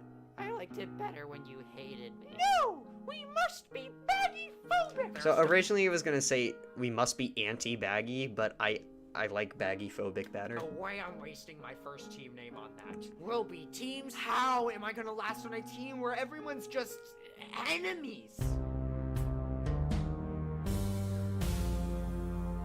So probably my favorite team name. yes. honestly. So first, I'll tell you my This favorite is team. genuinely a contender for Yeah. my favorite team for previously mentioned reasons. So the enemies was originally, for a very short time, I wanted to call it fast food, because if you like to eat cigarettes, every person on this team is a food item. And I was gonna call it fast food, but I realized that was too similar to free food. So I thought of the idea for And also, people don't typically eat cigarettes. yeah, so I thought of the idea for it to be the enemies instead, and I thought that was and the reason I decided that is because the enemies is a direct opposite to the previous team called the BFFs. And originally the enemies was actually going to be a direct rip from the BFFs, but the logo was made to look a bit more like slime instead, and there was and the skull, which was originally on the right, which was going to replace the heart, was put where the dot of the eye is instead, and I like that a lot better. So this it ended up being the enemies, and in the chat, no, they did not. Ooh, a name. What should ours be? Please not, Mom. Isn't it obvious? We'll just be the electronics group. Forgetting something? With us here, you're not the electronics group anymore. Not to mention our new leader. Fair point. So, if we're not the electronics group, what are we? Well, it's not like we're not. We're just bigger and better. Like a new electronics organization. So once again, putting a parallel to the new team. Also, Spike was really proud of this name. Yeah, of it being Neo. Yeah. Also, putting a parallel to Season 2 and Season and 3 better. teams, Like, it literally, like, just the logo of No appears there, and it corrects to Neo. So, because iPod and Palma were on no. A new electronics organization. And that's actually the WandaVision, the notes for the opening of WandaVision. Don't watch Marvel. What should we name Yeah. ourselves? Stupid Smosh Sisters? That line was changed, because of you, actually, Variety. Oh, really? You pointed out, Bookmark was originally going to say, the winners, and copyright response with copyrighted, and you were like, well, it wasn't really like a team name in Teapot. Like, why would copyright say that's Oh, I copyrighted? do remember saying that. I remember being like, yeah, it wasn't a name. It ended up being the S. Yeah, so I was like, hey, okay, so it would make more sense for him to be like Stupid Smosh Sisters, because that, in this universe, that is copyrighted. Copyrighted. Tile and error. Everyone stop. This is my first time being able to pick a team name, so I want to make it count. So, Cigar and Blacko are both kind of say the same thing in that they weren't able to pick a team name last season, because that's true. Cigar is the only contestant who's not a debuter, who wasn't on a team last season, because he was eliminated before the teams were formed, and Blacko couldn't speak last season. So I guess, like, it's true for Sticky as well, but he doesn't really bring it up. But those three people are the only people who weren't able to pick a team name. So Blacko wants to make it count. We gotta go big. Like Team Block. Hey guys, look what I found! Hey, Also, Brick had to dig, like, pretty deep underground in order to find gold. we could be the... So, so... Well, wait, hold on. Wouldn't him slapping his face make a dirt sound? And Nah, not a, too late. I always had the idea for it to slap like that. But, okay, the reason they're called the, So, I liked... The Gold Diggers is my favorite team name. And they were up for elimination this episode. They're also my favorite team. I'm not gonna say who apart it is my favorite person. Because that's kind of biased. Because, like, they're my characters.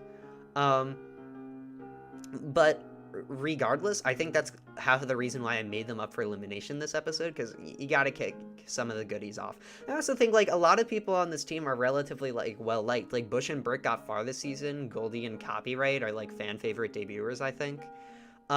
Unity's pretty well-liked. I think Blacko, Tile, and Bookmark are really the only exceptions. Bookmark got pretty far, but I think that's just because he was the best of the worst.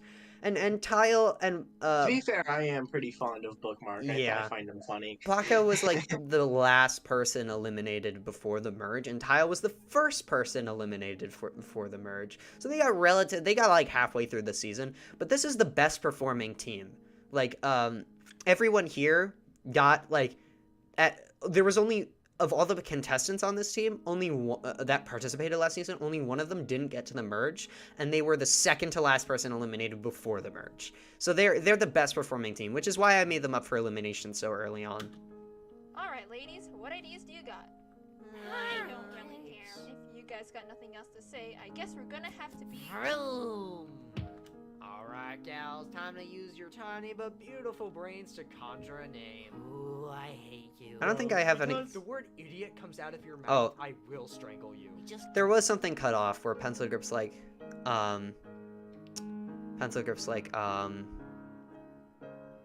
if the word idiot comes out of your mouth, I will strangle you. And Flossie was gonna be like, how exactly? But that line was cut because two people have strangled Flossie in the past, so it didn't really make sense. just gotta think of something we all collectively like. Any ideas? Money? No, it is not! I love the money sound. Mhm. That is a decent sound. That is a great sound. And also, I'd like to think that that's just actually what the dollar bills look like in the BFN universe. Yeah. Like, they just have Top Hat on them because he's, like, super rich. So he's just on the dollar bill. Best friend, Googly Eye. I mean, it wouldn't make sense for, like, Washington to be on the dollar bill. That's a This great name. idea. This name So is... Spike made this name before watching the, yeah. BFB, but Loser Never Shows So Up. by Diamond Cup, the video by Diamond Cup where it's like BFB but Loser Never Shows Up, the team with Teardrop on this is named this, but I came up with this team name before that came out. So and that's only like one episode. So I don't really, like, care that much. If it was for, like, a series, like, I wouldn't have done it. But I was also pretty proud of this, because I didn't intentionally steal it from them. But anyway. Yeah, we are done. Great! Guess that. Oh, this was originally going to be Puffy that came up to Baggy, but I changed it so that it's a reference to something that you guys probably don't know about. Means it's time for the first contest. You did think of one, didn't you? Yeah, of course. Originally, Baggy was going to think of the contest idea, but I like the idea of Wooly needing her toy or something, and that's how he comes up with it. It's just. Hey boys, don't mean to be a bother, but Willie left her toy somewhere around here. Boaty! Hey wait, this one? That's it! Everyone, we're going to That, the lake! that boat toy. Yeah, is the same one from the intro? It's the same one from the intro. Yeah. Oh, I didn't know this island had a beach. I did. So someone mentioned in the chat earlier, how did TP not know there was a beach on the island? If she, like, lived there for, like... Someone said, they said 3 years, but it's actually been 8 years. So that's a bit less. That's... the reason is that it was meant to be a joke that this lake never showed up in the previous season. It was never in it. And that's because I didn't have the idea for a lake. But again, like I said, this entire episode was, like, gonna be about, you know, like, what I wanted to do in this episode is establish the BFN island as more of an island. So that's why I added the beach. But why TV says, like, well, I didn't know this island had a beach, is just making a joke that, like, I mean, in universe there was, but technically there was not an island on this beach until this episode. So There was not an island on the beach? there wasn't a beach on the island. You tend to learn a lot of things mournfully looking. How did Baggy make 5 votes in 6 votes Magic? in 5 seconds? Oh, Walmart. At the sunset every night. Magic, What actually. does mournfully mean? Because Walmart got removed because of copyright. Yeah. It was magic. Looking at the sunset every night. It was special host boat magic. So originally Panny was going to respond with pancakes to Hattie just saying, mournfully looking at the sunset every night, but I added the line of TP saying, like, what does mournfully mean? What does mournfully mean? Pancakes! This time around, your first challenge will require you 6 teams to stay Another afloat great in the lake Lighty on your pose in this designated scene. boats. If all members of a team sink within the hour, Lighty's they just will a suffer creature. elimination. Yes. And if no team is fully sunk by the end of the hour, all remaining contestants must make it back to the beach, making the last team to return here up for elimination instead. Seems like a lot of It's the variables. trailer! Normally Yes. how these things go. You'll get I'm gonna used to point it out every time. Didn't you, like, get eliminated after the only challenge you participated in? Let the hour commence. And that's the same air horn that Jade uses in episode 22. Ha! Now you know how it feels. Oh, these boats are absolutely dreadful. No motor, no engine. However will this sailboat sail? I had That a was lot of fun doing that Yeah. line. With Dude, the I did my best to put, like, all of my energy into Top Hat's performance, making him just the most overdramatic person. Yeah, now I have to Right. watch a 10-second unskippable ad of TikTok. Hey, you guys should do what they're doing on that video to my video. Yeah, like and subscribe. You're the strongest one here, so you're on sailing duty. Nice. So this sign was this scene was added in only at the last script. Initially, team was gonna have way less representation this episode and wasn't gonna be like in the episode until much later on. Keep a lookout for potential collisions. Also, this is the only, like, Googly Eye is always present on the boat, but like she's normally in the background. This is the first time we actually like see her. Like our eventual collision with the sun? On it. Also, in this version of the script, I realized that Puffy, like, even though he's, like, better than he was earlier, where, like, he's, like, friends with Baggy and Saki and Lighty now, he should still be his old depressed self. So he makes a lot, like our eventual collision with the sun, or, like, traumatic experiences, or, no trips to the underworld today, stuff like that. Glassy, Pot, you use yourselves to scoop up water that gets into the boat. But how can Pot with her little weed inside of her? Also, Little Weed is totally meant to be a drug joke. Oh my god, because it's also a pot! Yes. I can do coffee. Maybe go on your own team's boat. Yeah, the joke here is just that, like, everyone hates or Poca so much that they don't even realize, Coffee doesn't even realize he's on their team. Finally, Cork, stop sulking. Hate isn't the right word. Forget is the right word there, I feel. Like, Yeah. forgot about. And why? Thought I was too blind to see when someone is lying! Cork, settle down. He really doesn't remember. I'm gonna assume that means he did know me. This line was originally going to be earlier in the episode. Three of us were on a team together last season. Cork became pretty fond of you over Cork your just knowledge of shaking. mental Yeah. illness. Oh, well, I could try my best not to judge you now. Yeah, But you're making it pretty hard not to. Trust my luck. One girl with 7 guys. Well, you can't be too upset over having a pirate captain for a sailing challenge. Oh, great you bring that up, Cruise. And then he references episode 21. What? Funny story, actually. You see, my mom was a... Pick up the... And then... And also, I'm pretty sure Keycard disappears here, but Yeah. he comes back later. So Yeah, it he doesn't just really he just matter. quickly disappears. He teleports. Except I will say, inconsistency. It does not have the Enderman sound. It does. It does. It's just like drowned out by the crash. The Enderman sound is like louder than like that, though. I feel. No. I remember. I'll double-check, I remember putting it in. Okay. But yeah, Keyboard falls off. So Keyboard doesn't really have that many lines this episode. He has 4, including the intro. I mean including the whatchamacallit, the team name. What? Funny story, actually. You see, my mom was a... Also, lines, quote unquote. Stop the pace, Fry. If we lose, it's your fault. Siggy, the wind isn't hitting my stem right. I like how Corey's just acting like a total brat in this scene. Hey, turn it around. Hey, how come this inferior snack food is controlling the ship? And that's the third and final time people use air quotes. Whoops. Inferior snack food is controlling the ship. How do you know he won't turn on us? I think that's projecting. Oh yeah?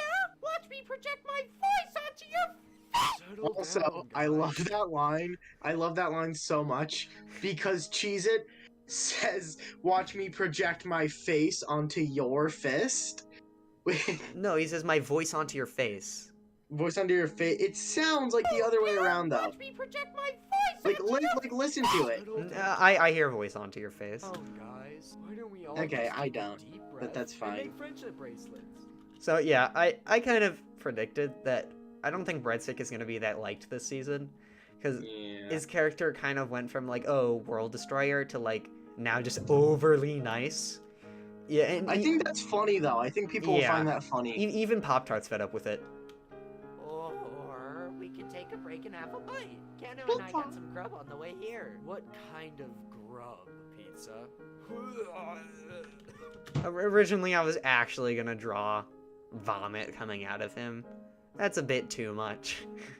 Yeah. Hey, shouldn't we have started moving? What the? Stop! There's no need to come back to the shore if we never leave. That's called cheating? Actually, it's called I like how innovation. Blocko turns You around should that try scene. it, Cece. My entire thing is protecting innovation. Hey, nice job standing up for I love yourself. that line. My Next entire time, thing is Blocko. protecting Hey, innovation. hate to break up this bromance. So that was this scene was originally different, where like Unity comes over and she's like, "Hey, hate to break up this bromance." Originally, so Blocko was gonna call Copyright instead of Cece. He was gonna call him Charlie Chaplin.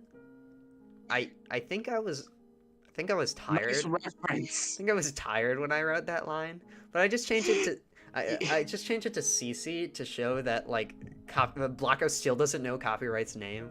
He just calls him what he sees on his thing. Is like, oh, C, your name is C. But he was gonna call him Charlie Chaplin, and Blocker's like, actually, it's called innovation, and Copyright's like, my entire thing is protecting innovation. And then Brick was gonna be like, he was gonna say, I don't know, I don't have any gripes with it. And Bush is like, I don't know, Brick, I think we should head out to sea. And Brick was gonna be like, no, I was actually talking about innovation. Maybe I should try it sometime. But that was changed because I felt like it didn't make that much sense. It doesn't. And I like how she calls it a bromance, anyways. Probably head out to sea. Well, if you kept your voice down, we wouldn't have to. Oi! I like how Lighty shouts oi. You're not supposed to be here. Scram! One of two uses of oi in all of Battle for Nothing. Yeah. How's the monitoring going, Yarny? Get so By the way, if you're wondering where the other use of oi is, it is also in this episode. So before we move on, I do want to say that the reason I put oi is because a few years ago when I got really into, like 2 summers ago. So yeah, Battle for More Nothing has been in production for 2 years. When I was working on the teams, I had a camp counselor. I was at camp, and I had a camp counselor that I really liked. His name was Zach, and he shouted oi whenever someone swore it. And Zach was like the coolest guy ever. He was like the coolest guy ever. I have a picture of him, and he said oi a lot. So I did this for you, Zach. Brick is dumber this season. Yeah, that's I guess that's intentional. Dumb as bricks. Whoosh, vroom. I also like how Bus Pass floats here. Is Also, Bus Pass is like genuinely an amazing character. Yeah. necessary? Yes, we can't risk volcano erupting and burning the ship down. Wouldn't that just light me on fire instead? It's a worthy sacrifice. Even though you're going to abandon ship the moment that Yeah. happens.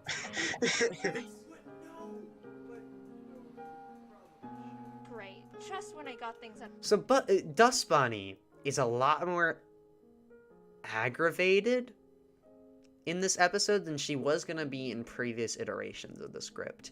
And the main reason for that is when you looked at Vroom, it was a really great lineup. You have fan favorite Panny, these 5 debuters who are just like all genuinely great characters. And then like I guess TP and Hattie were a bit more hated, but Still not that hated, honestly. yeah, I feel like that if Vroom were to get up for elimination, Hattie would get out, which, like, I'm not gonna say anything, but that wouldn't be the best ending. So I realized that Vroom, I kind of had to make some members of Vroom a bit more hated. Also considering that, like... Or hateable, at least. Hateable. So, Dust Bunny was my main target, to be honest. Mhm. Because she was originally going to be, like, the overly nice character who is just, like, kind towards everyone, and I really just didn't want to have another Leafy. So...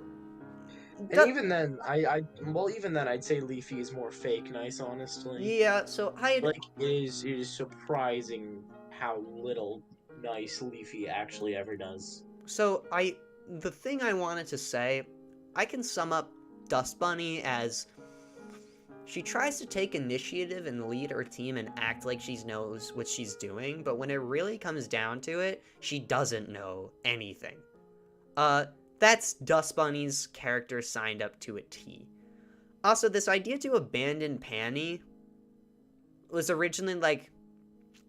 It wasn't originally in the script. I only did this to set up the next episode. Because if you notice, the only people who die on Vroom are returners. TP and Hattie and Penny was abandoned. I'm not going to say what effect it's going to have. But I will just say that, yeah, TP, Hattie, and Penny being the only returners on the team and kind of getting... Also, TP and Hattie are not recovered this episode, unlike all the other teams. That's important as well. So, that's why. Also, originally the ship was going to be moving, but because it's not moving, TP just kind of commits suicide. Back to the shore. So, like, Burrito, have you, like, updated your, like, status recently? It's like that. It's like I that don't thing. Really have hands. You know when like you're driving a ship and you want to feel the water, like that, but like it's not moving. Yeah. Isk Burrito, when will you, like, learn? Like, no service? You would think the, like, smartest person in the, like, universe would, like, invent built-in cell towers. Like... So, this is actually funny, because... just end it there. It's infinitely funny if you just say, okay, this is funny, moving on.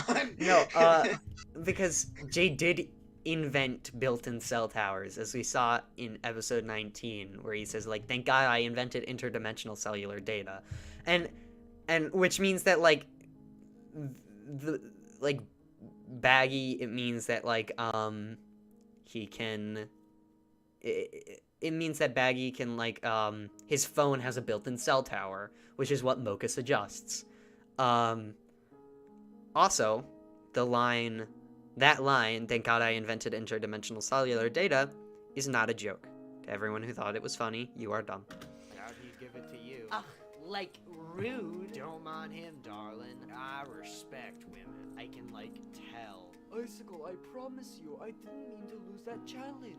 Flossie, it doesn't matter. So this is an important scene. This wasn't My trust by gonna be in the first iteration of the script. Icicle and Flossie were still gonna have a feud going on, but come time the second iteration, I'm like, they're on the same team, I want to do something with that. And originally in the next episode, I was gonna confirm their, like, friendship being mended by, like, Flossie kind of, like, sitting on Icicle and them being friends again, but that's gonna be in the second episode. By the end of the episode, after Flossie wins the challenge... No, this is safe to say because I kind of just forgot to do it in this episode. By the end of the challenge, Icicle and Flossie are friends again. Their friendship is mended. Icicle, though she says it'll take a while for you to regain my trust, he has regained he has regained her trust. In like a matter of like minutes. And yes, Pencil Grip is a boy. You tried to strangle me. And I'm sorry for that. But I had a reason.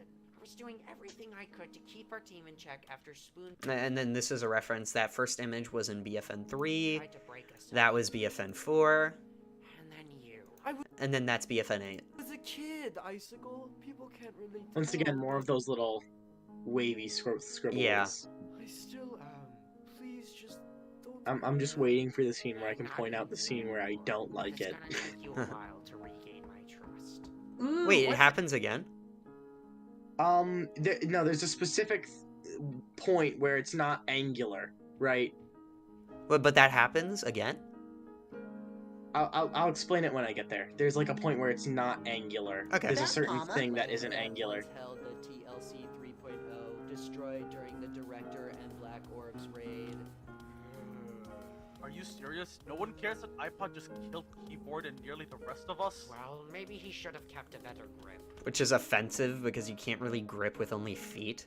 As a normalist contestant, Well, that's what you I'm think, offended. dude. Have you seen the freaking videos with people doing pull-ups with their just their toes? Yeah, okay, keyboard, let's just say, can't do that.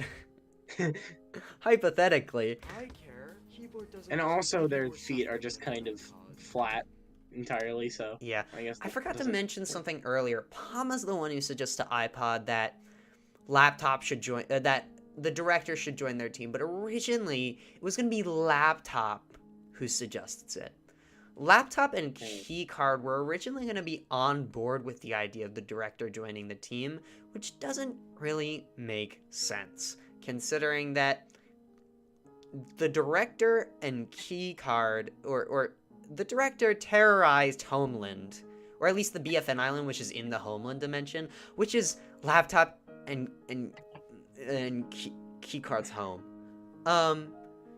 So they're like, of course they're gonna be pissed off that the Director's on their team. He, like, tried to kill them. Like, it doesn't really make sense for him to just kind of, like... Although, to be fair, it wasn't the Director that tried to kill them, it was Black Orb I that guess. tried to kill them. I guess, but it was still. just the Director that helped. It helped, yeah.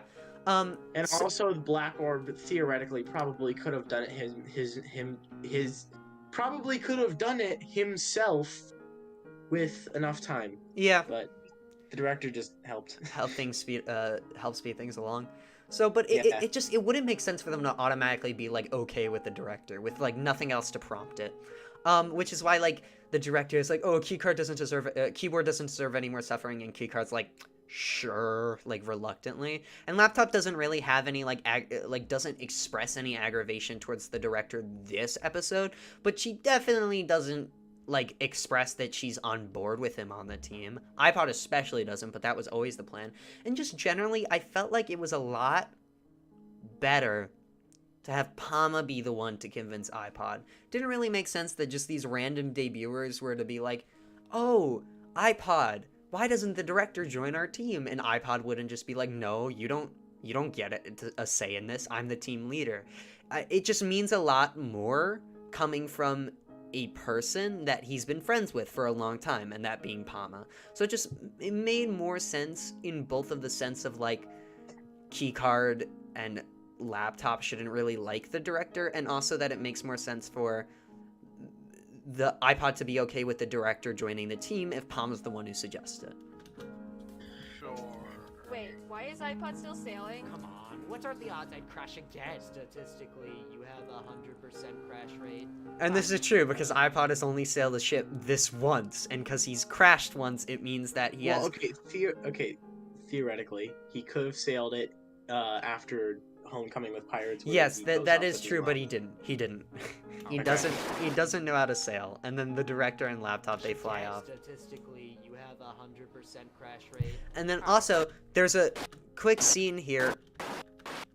Where Oh, I forgot to add it in. laptop gets yoinked. You have Not that scene, I forgot to add it a in. 100% crash rate.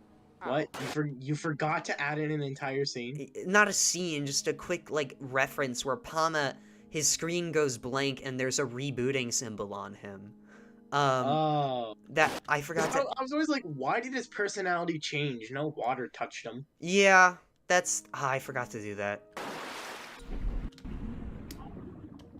That. I just spoke with Lord. No way! It was Disney Plus, whatever the show is, that took laptop. Yeah. It was so obvious. This entire This is time. stupid. How are we gonna get anywhere with Goldie weighing us down? I could always just jump off. Okay, so this scene was originally going to be different. So originally this scene was going to be cut into two separate scenes where Unity's like, oh, Brick can just throw us to the other side, and then Brick's like, yeah, I can do that, and then he actually does it. And then later on, Tile was going to be like, Brick, throw Goldie off, and I'll tell everyone how you got that chip. And Goldie says like, yeah, okay, I could do that. Or no, Brick's like, Brick is like on it, and then he throws it over, but it didn't really make sense to split it into two separate scenes when, like, he could just do it now. Alright, works for me. What the? No! Kyle, Goldie isn't going overboard. Brick can just throw us to the other side. Yeah, I could do that. Or you could cut to the chase and toss Goldie This out. scene also took me a really long Do it time where I to, tell like, everyone how you got make that sure it chip. looked at On least it! decent. Oh, It was originally a do it lot where more I tell everyone jagged, how you got that chip. On it! and Bookmark falls off. Goldie! Kyle, with the actual Oh. Okay. calculus. Do you even care that you just killed your best friend? Come on, they're all non-viable assets, especially Capite. Right, I know. So the joke here, Tile isn't responding saying, like, I know, to knowing that it's copyright. He thinks that it's copy type, and Unity says, right, like, correcting him, but Tile is taking that as Unity saying that he's right. So that's why he says, I know. That's it! Ow. Hey, treat my slave with respect. Yeah, now pass the controls to me. That's it. Hand the ropes to me. As if beans aren't even a snack. Okay, Yeah, so, this. One is the thing from the trailer, yeah. and two is the part where I talked about earlier, where it's not angular, it's not... So, in Battle for Nothing, right? Yeah. It's usually done using the line shape and the or at the very most, like, light bends. Yeah. Like in the MS Paint thing, you can, like, lightly bend it. But in this scene, the mouth, when I first saw it, I was like, that kind of looks really bad, right? Well, I just like this scene because it's, like, the only fully voice act scene. Take that back. Yeah. None of you have nearly enough sensibility. Like, but to the say way that it to my looks, it always face. off-put me, and now I Oh, realize was it's I- because it is not, like, it's not the Battle for Nothing angular mouths. Yeah. I'm pretty sure I mentioned this in a VC, not a VC, in a chat room in the server, that I have a hard time, like, thinking of the Battle for Nothing cast without their Yeah. little, like, triangular or Can't tell the jagged difference between mouths, your tip right? and your Yeah. butt. So Oh, I just, that scene just, it looks weird to me. And then Kano's line oh, here. Was I not? I can't tell the difference between your tip and your Your tip and your bud. He's basically just saying to Cigar he can't tell the difference between your tip, the front part of him, or his face, and his bud, the back part of him, or his behind. So it's like saying in real life, I can't tell the difference between your face and your butt. That's what he's telling Cigar. So that's why he gets offended. Oh, you little sure. I didn't eat cigar like that. I like how Fry's just lying there. Yeah. Wait, who's controlling the... And then Kano and Fry very quickly, but they fall off. Wait, who's controlling the... Yeah, and Hattie was right. It burns her instead. Quick, abandoned ship. Oh, please. But Bus Pass, what did the idea am I on that hole? I like that scene. Someone mentioned. Yeah, that is a nice scene. Someone mentioned But also, Bus Pass is like, what is Bus Pass made out of? paper. Okay, because if it's paper, that would not hold up for like nearly long enough for them to get back. I guess. But cartoon logic. Yeah. Also, logic. Volcano, like, okay. This is pretty cruel. Like, Volcano is Cookie's friend, and she kind of just, like, dilutes Quick, her. abandoned ship. Oh, please. What if it makes? Well, what if it's like, you know, better like that, like a barf bag in that one episode? Oh, maybe. You Well, know? it's like, it's lake water, so it wouldn't be, like, warm. But Technically speaking, in the like inverted planet, it would also technically be lake water, right? Maybe. I mean, that's a little mini lake in a little mini inverted planet. No, it was under the lava. Or the lava It was was? under. That's why it was heated. Heated. I guess, Oh, right? But you know, same difference, right. right? Force of habit. Also, this is a very quick reference to episode 1. This is a very quick reference to episode 1 where like Cigar's like, wait, where did Fry go? And PlayStation's like, he disappeared an hour ago, and Cigar's like, oh yeah, not that I'm sad about it, but I never really did anything with that because Cigar was eliminated like literally the next episode. Yeah. But this is the only ever time that we like Cigar shows like remorse for Fry. Also, how was Bus Pass in the water in the intro? I don't know. Maybe she's like, even though she's paper, she's not like that.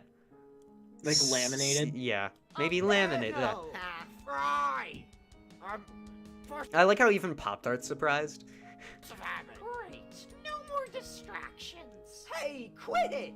You two. Oh, also the scene where Chano and Fry, like, where they crashed the ship, that was originally going to be way more separate from this scene. So it was divided up by, like, Vroom quickly, but there was originally we were going to see a bunch of more teams before it went back to the enemies.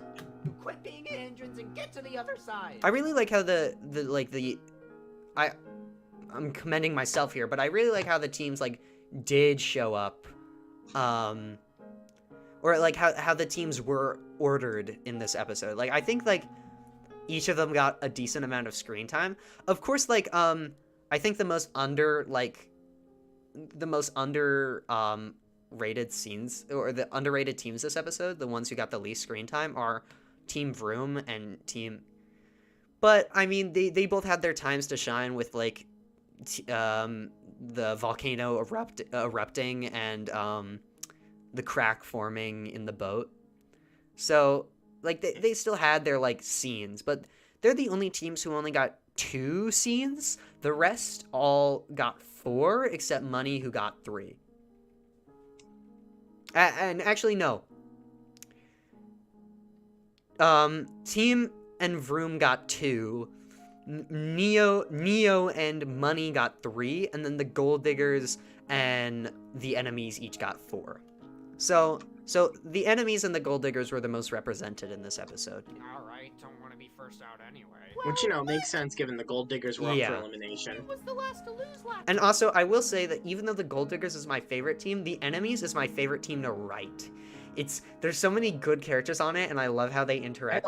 Once again, Enemies is genuinely a contender for my favorite team. Yeah. season?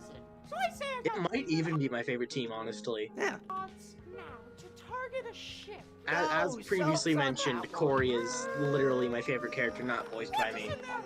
You're not on the same team anymore. I wouldn't expect you to know, considering you've never had a friend.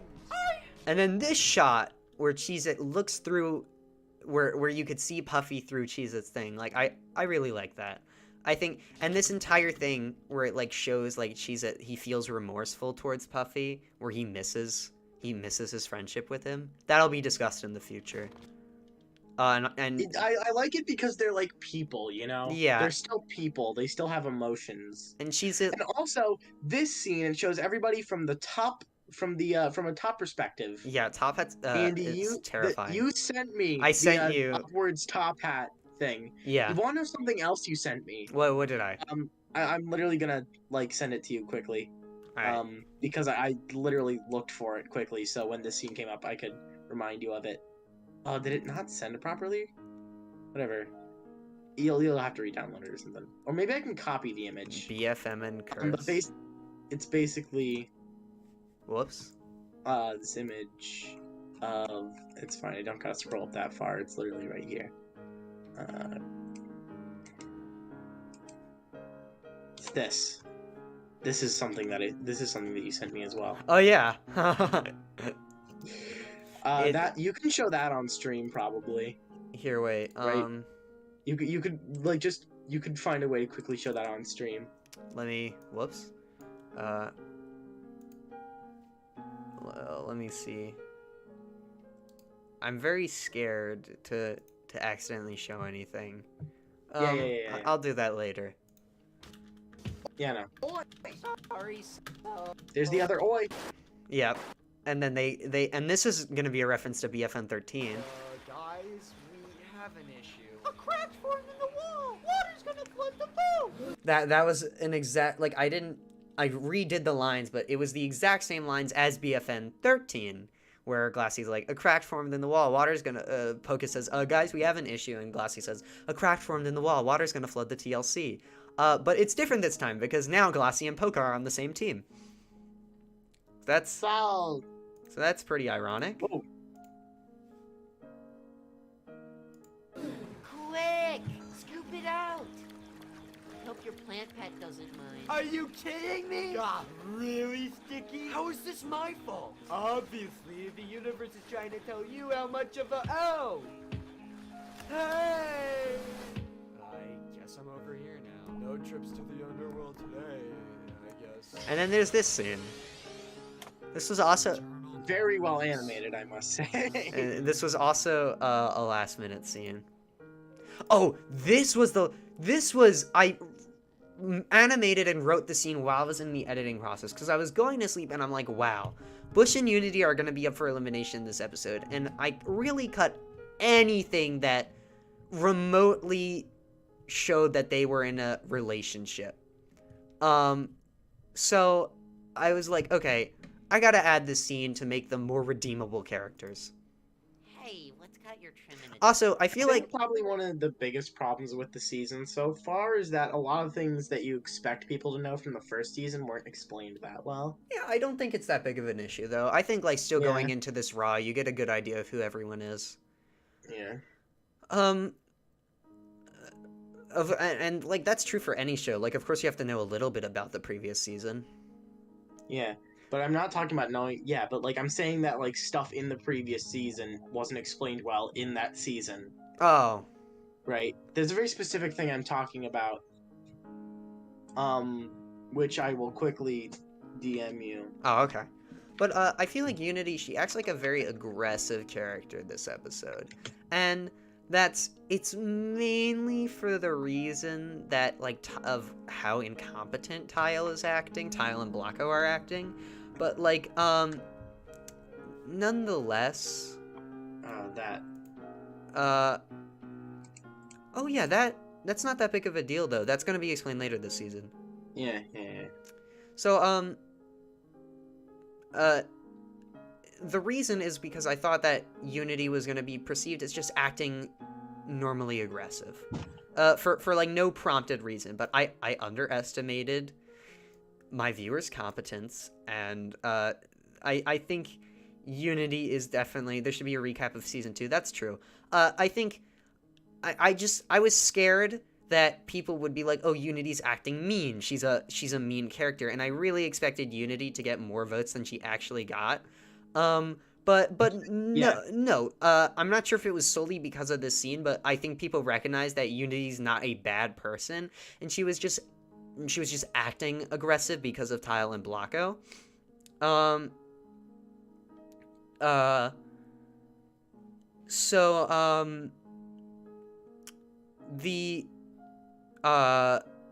Aside from that, I think that in the previous season, Unity acted very aggressive. Of course, she was redeemed by episode 18, but a part of me thought, like, oh, maybe people won't forgive her for that. But that wasn't true, which means that that's a good thing, which means that her character arc worked well and people forgive her. I did hear someone say that they wanted Unity to rejoin in the previous season, but there was no more rejoins.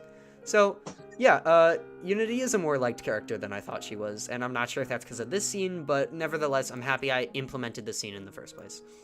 I thought you were more. It is a good scene. And also, like, another reason I added the scene is because this episode kind of went back on Bush's entire character arc from the last season, which is that he's not that much of a follower and he prefers to take initiative.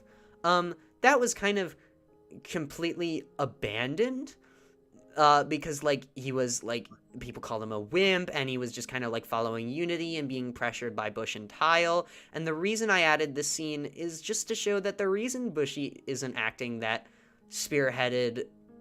much of a spearheaded leader is because he's intimidated. Because even if you might be a good leader, that doesn't still mean that people might, like, tip you off. So. Yeah, but I was able to convince Brick of that because he's my best friend. I can't say the same for these guys. Don't let them. Also, I forget to use the back of Unity asset in this scene. It's just her front view. And Blocko thinks he's better than everyone else. Hey, got nothing on you, Bushy. You really think so? I know so. Also, Unity's colors, like, drastically changed from her last appearance. Like, I completely redid the colors. Being cute, you're pretty clever. So, go show those Boy Scouts. So, it's also never explicitly said that they're, like, dating, but I think that scene kind of proves it. Yeah. In charge. Aye, Unity. Also, when I was writing that scene, I realized that no one said aye this episode, even though it's, like, the pirate challenge. Yeah, a pirate challenge. So I'm like, oh, we're at sea. Yeah. It's the joke from Inanimate Insanity, but it's not layered as layered. Yeah. Sure is sassy. Unity? Please, she went from asking me how to make friends to this jerky math freak. So that kind of just Blocko shows his thoughts on Unity, because the two used to be friends, and yeah, in the first episode, Unity was asking to make friends, but she's become her own person. She's friends with Bush and Brick now, and Goldie and Copyright. More than friends with Buck, though. Yeah, but with Bush. I mean Bush. So yeah, she's made all these new friends without the help of Blocko. Someone asked, is there going to be an Everything Wrong with BFB 15? I will answer that question quickly. Yes, there is. If you haven't noticed by now, I tend to release Everything Wrong with episodes at the beginning of every September. So, yeah, there will be an Everything Wrong with BFB 15 in a little more than a month. So, anyways, back to this. So yeah, Blocko but even though Unity has experienced development, Blocko just perceives it as her becoming more aggressive. When she's not really. She's just, like, sick and tired of their incompetence. So why let her push us around? Yeah, you're right. Us alpha men need to assert our dominance. So I like how he says alpha men, considering they're, like, the least alpha characters on the show. They're like, yeah, they're consistently pushed around by Unity. And they're like, they're each other's only friend. Who said it? Hey, ever thought she's not being mean and only trying to keep you in... Someone just asked about BFB AA5 too. Okay, my other series, so I planned BFB AA5 for December, but that was because it was meant to set up the Great Spike Showdown, which I talked about earlier in the stream. If I ever continue the Great Spike Showdown, BFB AA5 will come out before that, but that's all up in the air right now. Back to BFN. Check. Oh, and then Tile just throws Bush overboard. So much for that character development. And then Blocko is voice acted in this scene. You in check? It's I like Alright, I like the done wimp, killing our honestly. Yeah. That's a solid line. Resign as captain, and I will happily take over. Whoa, Palma, you sound a bit... Scruffy. His personality files must have been restored. Everyone Also, gets- I should say Sam provided a lot of the music for this episode. I said that earlier, but I did too. And I don't think it's very easy to tell, but I tried to play my music shorter than Sam's music because except for Abacaba X Bag Clutter, I made my music over 3 years ago. So it's just the same 5-second soundbite looped again and again. So those only tend to play for like 15 seconds. Mine is playing right now. It's called Another Island. Get away! You're being nonsense. But it only plays for like 20 Somebody seconds. told me we're on the same team now. Ugh, but who's this? Be gone! This was meant to happen earlier in the episode. And I should say that this moment, where... Huh? Some, Helion, or however you say it, just joined. Oh. Yep, it's it. Oh. We've So been live for I- 2 hours. I don't have Discord turned on. Hi, Helion. Oh, and it's a keycard scene too. What perfect timing. It's a keycard scene! Yep. All right. I Hi. To everyone still here, Helion is here. He's the voice actor of Helion. Keycard. Hi everyone. Yep, I'm the voice of Keycard. We're just talking about Keycard. Well, Yep. So We were talking about a keycard scene. We weren't saying a word about keycard. Here, actually, let's see him talk right now. Oh, now it's someone's fault. There we go. That's Keycard talking. Also, I want to point out. I want to point out real quick. Palma pushing Xbox, PlayStation, and I think it's just them. Yeah. Although I may be forgetting. It was an someone. accident. He didn't mean to. Yeah. Okay. Quote unquote pushing them off. Doesn't make sense spatially because Keycard is on that side and then PlayStation and Xbox are on that side, so it doesn't make much sense.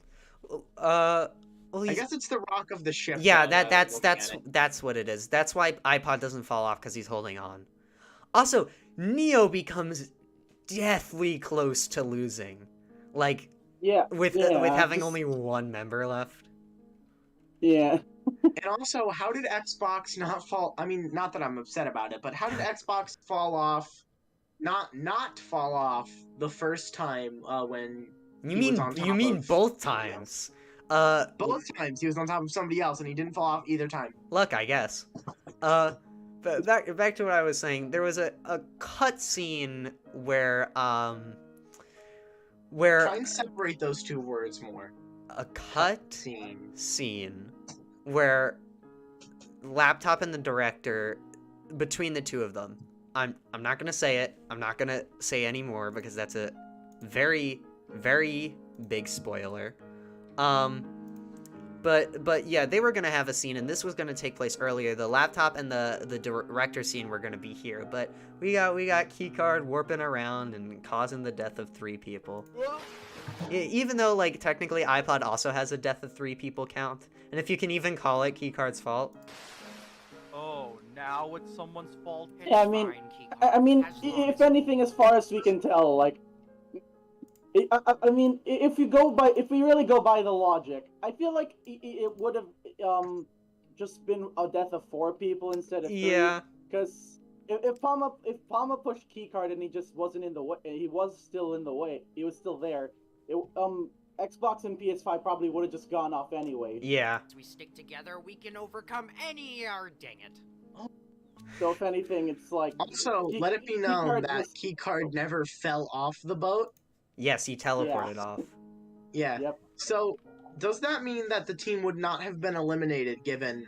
No, like that? because it's still, like... I guess, yeah, it's still leaving the boat, but Keycard also leaves the boat and then comes back. Is that like a violation of the rules? Probably not. I mean, Okay. I don't know why I say probably, because I'm the one who made the rules. Yeah, Well, because it's a gray up to, area that's it's up to never the addressed in the it's up to the episode. fictional character Baggy to determine whether that is or Mhm. not. How does keycard fall off? Oh, he just teleports off. As we stick together, we can overcome any You can actually briefly hear his teleportation noise. As long as we stick Teleports together, we away, can nothing overcome personal, any kid. Yeah. Oh, bother. So much like you city folk to act so boisterous. Hey, Another those one of are my favorite friends. lines to say. Yeah. I really enjoyed saying that line. And So much like you aren't you city from the folk to city act too? so Wait, boisterous. So is Hattie. You guys wouldn't happen to be related. Well, it's great you bring that up. You see, But she wasn't on the boat right here, right? Oh yeah, what's that about? Wait, are you serious? Top Hat's best That much line, of a single Yeah. breath. Yeah. that you cause I wasn't people even to sure run if I away was gonna and include that. permanently live on the island? Oh jeez, what a jerk. I will not stand for these For these preposterous, preposterous accusations. accusations. Bah humbug. Gee, And then they are you a bar of soap? Cause you got me slipping. Right, what was that? We didn't crash into anything. Wait, we're back on land? This doesn't seem right. No, this is where we did the kite challenge, on the opposite side of the lake.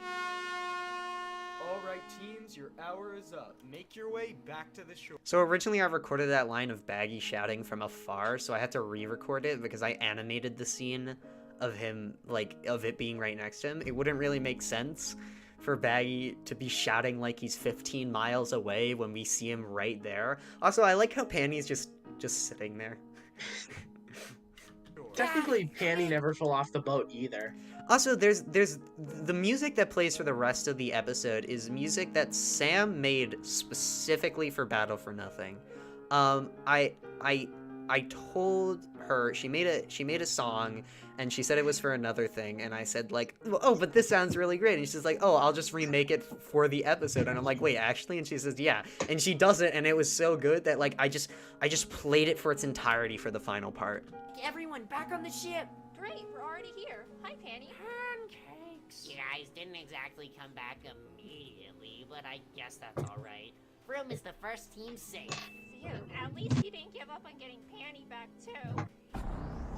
And then this isn't the amount of members on anyone's team. This is just who's left on everyone's boat. And I just realized right now I accidentally put Cork there.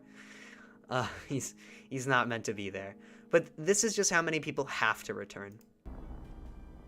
Huzzah! Also, the audio goes all wonky here. I'm not really sure why, but it's a bit too late to correct it. Oh, silence, woman. The boys are back in town. Also, Blacko's line there, silence woman. I like it. Not that I agree with it, but I think it is a great addition and sums up Blacko's character perfectly. Also, he says the boys are back in town, which is a song that I really like, and that's intentional. Yeah. Oh my seas, that was a trip. But alas, land ho. Glad you can make it, iPod, but I can't say the same for the rest of your team. Oh, no worries. We just have to recover Pama, Xbox, PlayStation 5, and the other ones. And he calls the debuters the other ones. and then they all get recovered. And you might notice that... Except they don't all get recovered. I think that's only 4 yes, of a 6-person team. Yeah, that's... I noticed that. That is not... That's because Keycard did not die and laptop was stolen by the thing. That is intentional. These are the only people that died. Yeah, And I also- noticed that. And also, every single time Top Hat appears, someone in the chat just says British words. Yeah. Like rubbish it's and safe. cart Oh, my rage. Master Chief, that's a relief. And despite our minor setback, we made it back to home That base line. too. Oh my, Yeah, oh my, great. oh my Yeah. Master Chief. He's also Um, safe. Anyone you When I recorded that line, I remember I blanked on the word Xbox, right? So I was like, oh, it's because he's a PlayStation, right? Yeah. Which, by the way, PlayStation is an intentional pronunciation that I did. Oh. It's referencing a video that I really Yeah, like. Great. Um, He's also safe. As Anyone as you I need might have mentioned earlier, I love mispronouncing things in silly ways. back to, can't say I do. Also, that's cruel. That's really cruel, actually, when you think about it. Yeah, that she didn't recover Cork. Like, oh yeah, no, I'll just damn my friend to like this eternal limbo for like who knows how long. Yeah. With 3 teams safe, Yeah. it's down to the enemies, gold diggers, and Cruel, money to cruel, make it cruel. back. Correction, don't care, team unity, and don't care. That idea Also, for him to say like Team Unity don't care, or don't care Team Unity don't care. I think that was pretty last minute, but I like it. Yeah, and also I love it because Lady singles out the team that he does care about as the one that loses. Yeah. Because Unity's on that team, so that team has to win. Alright, I have no idea what I'm doing. You're up, Corey. Sorry, Sprinkles. I'm having my hot girl summer. That was also a last minute line of Corey saying she's on her hot girl summer. And that is also a great line. Yeah, that was added in. She was just gonna say, she was gonna say, sorry, Sprinkles, I have no idea how to sail or something like that. Also, I have no clue how to sail. Then what was the point But of like that's any not of this? Corey enough, you know. The Yeah. ship. As I mentioned earlier, Corey is my favorite character. and then I didn't Pop- mention it with Healy on here, so I Yeah. thought I might as well re-mention it. Pop-Tart My asks, favorite character not voiced by me. yeah, Pop-Tart asks what was the point in any of this, and Corey says for control of the ship, and then Pizza says, I like this line, Pizza says, mother of cheeses. Mother of cheeses, this is stupid. Because That's the last one. it doesn't quite confirm the existence, like, religion. People have said God in the show, I think, before, but, like, it's not, God like... is very general. Yeah. Like, they could be talking about, like... I make sure not to say God in this episode, though, because like in all object shows, God is the perfect opportunity for a character to make a joke about, like instead of... What object like they are. Xbox says, like, oh my Master Chief, Master instead of Chief, oh my yeah. God. Yeah, Master the- Chief. Like, those are just But- perfect opportunities. Hang on. Technically, you could say it doesn't imply a religion. Yes. Unless there is one where a holy figure is named Jesus. One of you here is crazy. Except maybe Pop-Tart, but wow, your voice is annoying. Thanks. I can sail the ship. Also, I It's forgot to no mention this in the scene where it was relevant, but Bah Humbug, back in that scene when Top Hat's like, Bah Humbug! I was like, what? How do I even pronounce that? I think I you did a good distinctly- job. I distinctly remember being like, why that assertion? And then also, this line was different, where Pizza says... Wow, your voice is annoying. Where Pizza says, like, every last one of you is crazy except for Pop-Tart, but wow, your voice isn't annoying. He was gonna say, every last one of you here is crazy except for you two, and he was gonna gesture towards Pop-Tart and Breadstick, and then he was gonna say, and then Pop-Tart was gonna say thanks. But I was like, you know what, I think Pizza kinda does think that Breadstick is crazy, because he forced them to join this team. So, yeah, Pizza's kinda holding this against Breadstick, even though he agreed to it. Thanks. I can sail the ship. It's no different from flying a kite. Wait, you could do that this entire Also love the time? implication What? that sailing a ship is no different than flying a Yeah, kite. yeah. Yeah. In the original... You just move the sticky around, and then things happen. In the original challenge for this episode, it was gonna involve Pizza's kite more, but that because that challenge idea was scrapped, But didn't Pizza's kite get destroyed by snow or something? no, it was still like there. It was just used to shield the snow. It wasn't destroyed.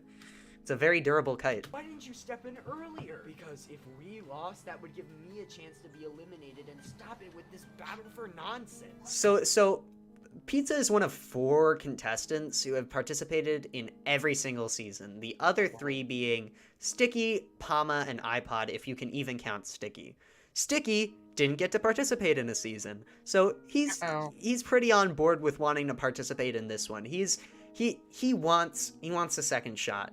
iPod is also very motivated, and he wants to win. That's why he joins this season. I argue Pizza only half participated in season 1. Yeah. Sure. But and then Pama doesn't have a brain, or not a brain. He doesn't have a personality, so he doesn't feel emotion, so he doesn't really care. Pizza, of the 4 of them, is the only one that's like kind of fed up with participating. He's had to do this for 8 years now. In the first season, he didn't really try. In the second season, he put in an effort, and now he's back to not really wanting to try because he doesn't want to be here. He's done. He doesn't want to participate in the show Then why did he anymore. sign up for the 3rd season? I don't think he really had a choice. He's just trying to get away, as far away from his parents. I don't think I ever said this, but because his parents like own a pizzeria and he's kind of like disgusted of the idea of eating pizza, he like joined the show in the first place to get it, like disassociate himself from his parents. And if he moves back to the island, he kind of just like you know, gets he's gonna his parents are gonna force him to work at the pizzeria. So that's why he participates. But I guess that was selfish. So let's get us home.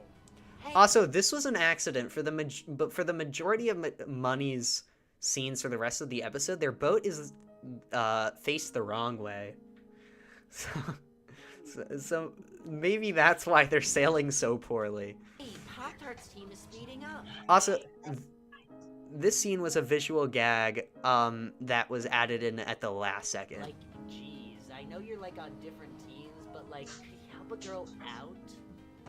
No, I like just that scene was added last I second. don't want to be an early eliminee again. I like that. I like that. That Hell. you only see it for like half a second. Yeah. Yeah. Oh, how dreadful. One of my totally viable allies will be sent away.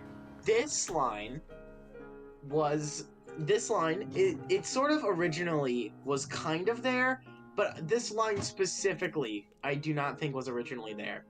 I think the line at the end was there, sort of, where he was like, you know, I remember at some point, Top Hat was always, or at least in the script that I got, both scripts, there was at least one line where Top Hat was like, oh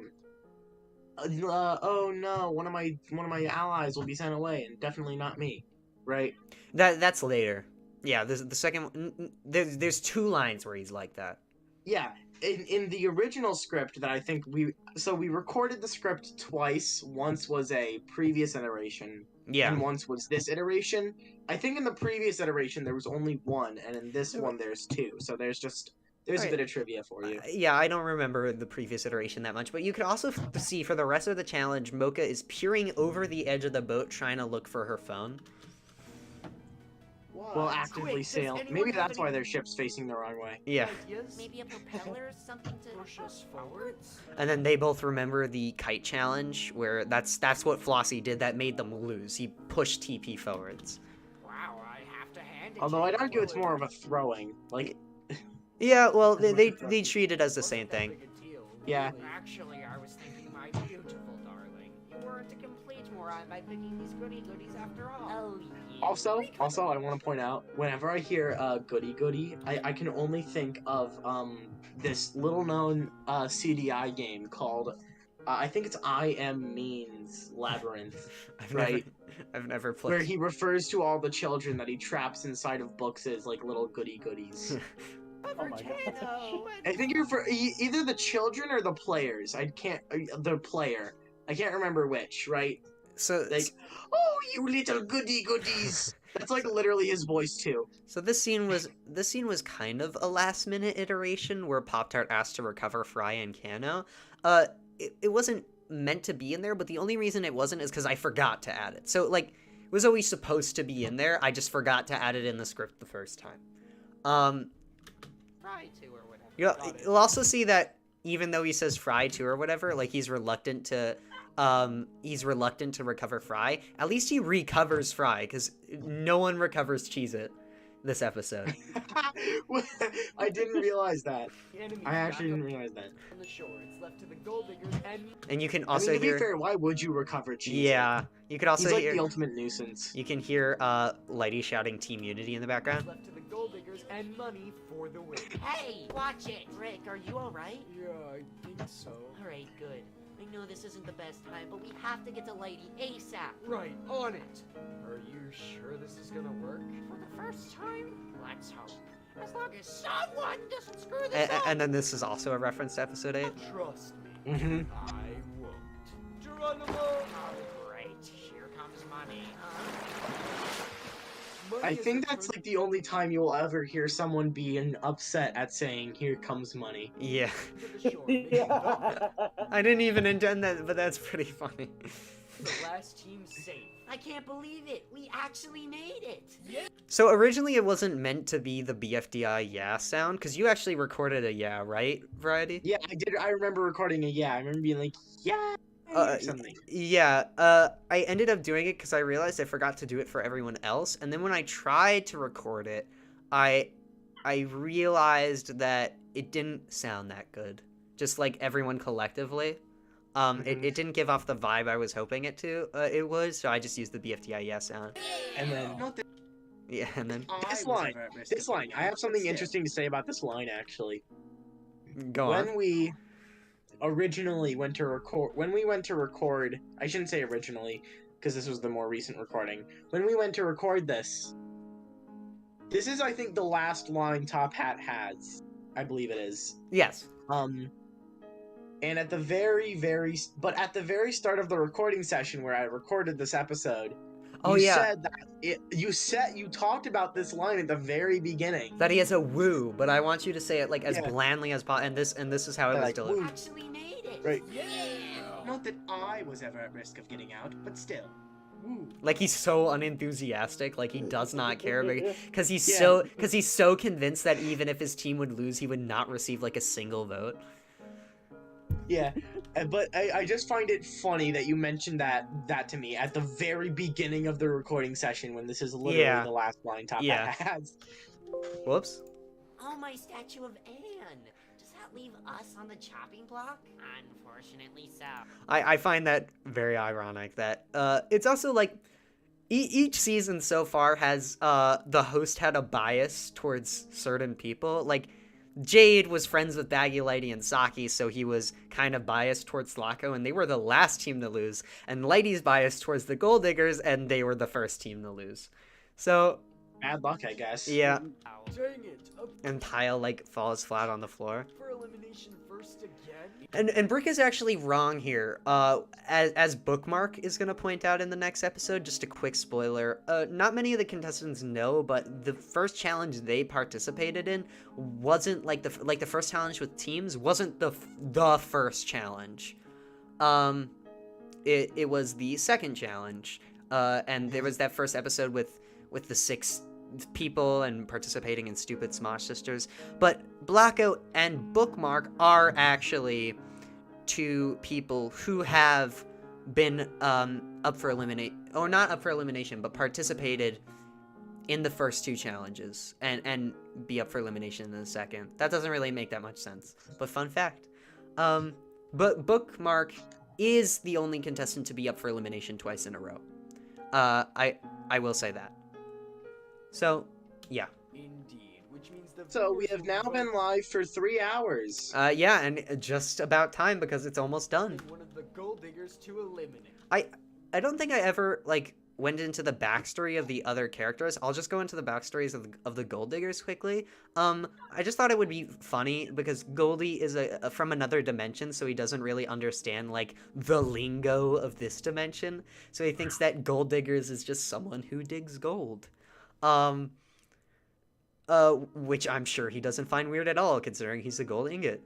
But regardless, when I was showing a lot of people this episode while in development, a lot of people that like were just seeing parts of it and not really, like for example, seeing the team names but not really like how the team names are discovered. I got a lot of weird looks when they found out one of the teams was called the Gold Diggers. Which, I mean, to be expected. Like, actually did like the detail that specifically the name comes up when Brick digs out of the ground with gold. So it just makes the name look all the more innocent. Yeah. So it's definitely a weird name. I really like it. I came up with it and I'm proud of that. But like a lot of people were. The trains outside my house are freaking screeching right now. A lot of people were very confused when I showed them it. Great, amazing. Could you recover Bookmark? Phew, he won. That's a relief. Also, Goldie's like horrified. What? Vote in the comments using the letter. And then there's this. So originally the contestants were meant to be lined up for how they appear on the voting icon, but I realized that I wanted Unity to catch Bush, so she had to be closer, and I wanted Bookmark to like come directly out of Baggy, and I wanted Tile to be next to Bookmark, and then everyone I just put out at the end. So it doesn't really matter. It still looks nice. What? Vote in the comments using the letter in square brackets under. Who think deserves to be eliminated. And then Whoever gets the most that's the end. Or is it? Or is it? Wait, let's see your names. Oh no, we have a bit longer to go. Yeah. These are all the character credits. There we go. Yay! Yeah. It's a me! And then look, I put the links to all your channels in the description. And So- then let's see the post credits.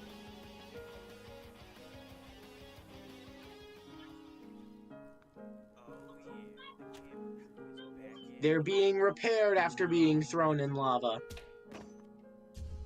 Yeah, I'm sure a lot of people don't remember these guys. And I made a community post. Wait, actually, let me see if I can. Whoops. Let me see if I can find it. I made a community post a while back. No, it was after this. This one. It says, where is it? So until I descend again to provide you with more information, enjoy this redrawn picture of the camera crew whose assets were remade for no particular reason. So I had this idea of them appearing here for a while. Also, I realized that this entire time it has not been playing in HD quality, and now I'm very upset. No, it's fine. Yeah. And then I wanted someone else to voice this, not you guys, but someone that I know who does a very good, like, it was meant to be an Indian accent. It kind of sounds like Grippy, but it was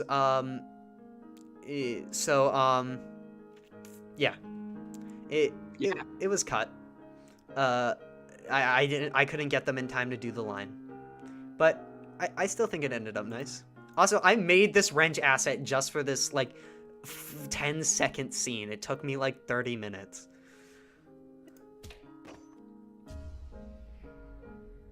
Okay. And that's it. Now, okay, Spike, I want you to show the image that I sent on stream. All right, let And me... I think I could make it safer if I, like, get all the spoilers out by spam DMing you, but I don't know if you're okay with that, so... Hold on, let me just... I could pull up the 3 years of Battle for Nothing image, and then I can show everyone. You mean the Fry one? Yeah. Yeah, I could pull it The up. Fry and Top Hat image. Here it is. Not both of them in it. This is it. I don't think it's appearing on the video I'm streaming to you guys. Yeah, no, I'm looking at your stream, and well, the delay's making it not appear, but I assume it's there. Yeah. I'm sure it will in a second. Yeah. There it is. Cursed image. It's beautiful. Honestly. Hold on, I'll send it to Helion too, so he knows what we're talking about. Because I can only imagine he is just confused. Yeah.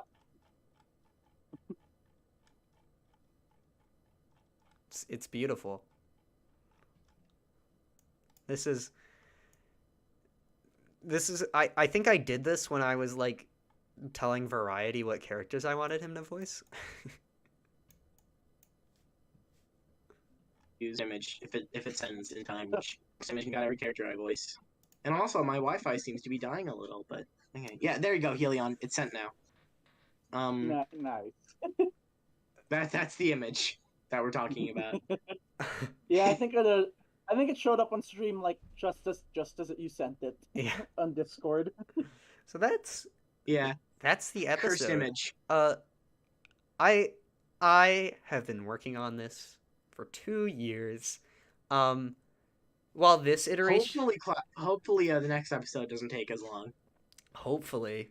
No promises. To be honest, it probably won't come out before the end of the summer, because I gotta take a break. All my friends, oh, Fry's Freckles? Crap, I think I forgot to do those this episode. Wait, did I? Yeah, no, he's meant to have freckles. Wait, hold up, I gotta check. Someone just pointed it out in the chat that I forgot to do Fry's freckles. Uh-oh. Uh-oh. Yeah, no, I forgot to do his freckles. Okay. Whoops. Unwatchable. All right, they'll appear in the next. Unwatchable. They'll appear in the next episode, I promise. But this There should episode. be a joke where Cigar's like, "Oh, you look different." Yeah. So this. Yeah. So this episode has been in. This specific iteration of the episode has been in production for a bit over 3 weeks, I think. 1, 2, 3. I'll give it 4 weeks, including the script. Maybe 5 weeks. I've just been like only working on this. I can, if I wanted to, I could I have a schedule on my whiteboard right next to me that literally just shows me planning this entire thing out. And yet, after all that planning, I still released it a day late. Yeah. So okay, now a question: are we going to do 2 streams next year? One for Happy Birthday Battle for Nothing, and another for Happy Birthday Battle for More Nothing.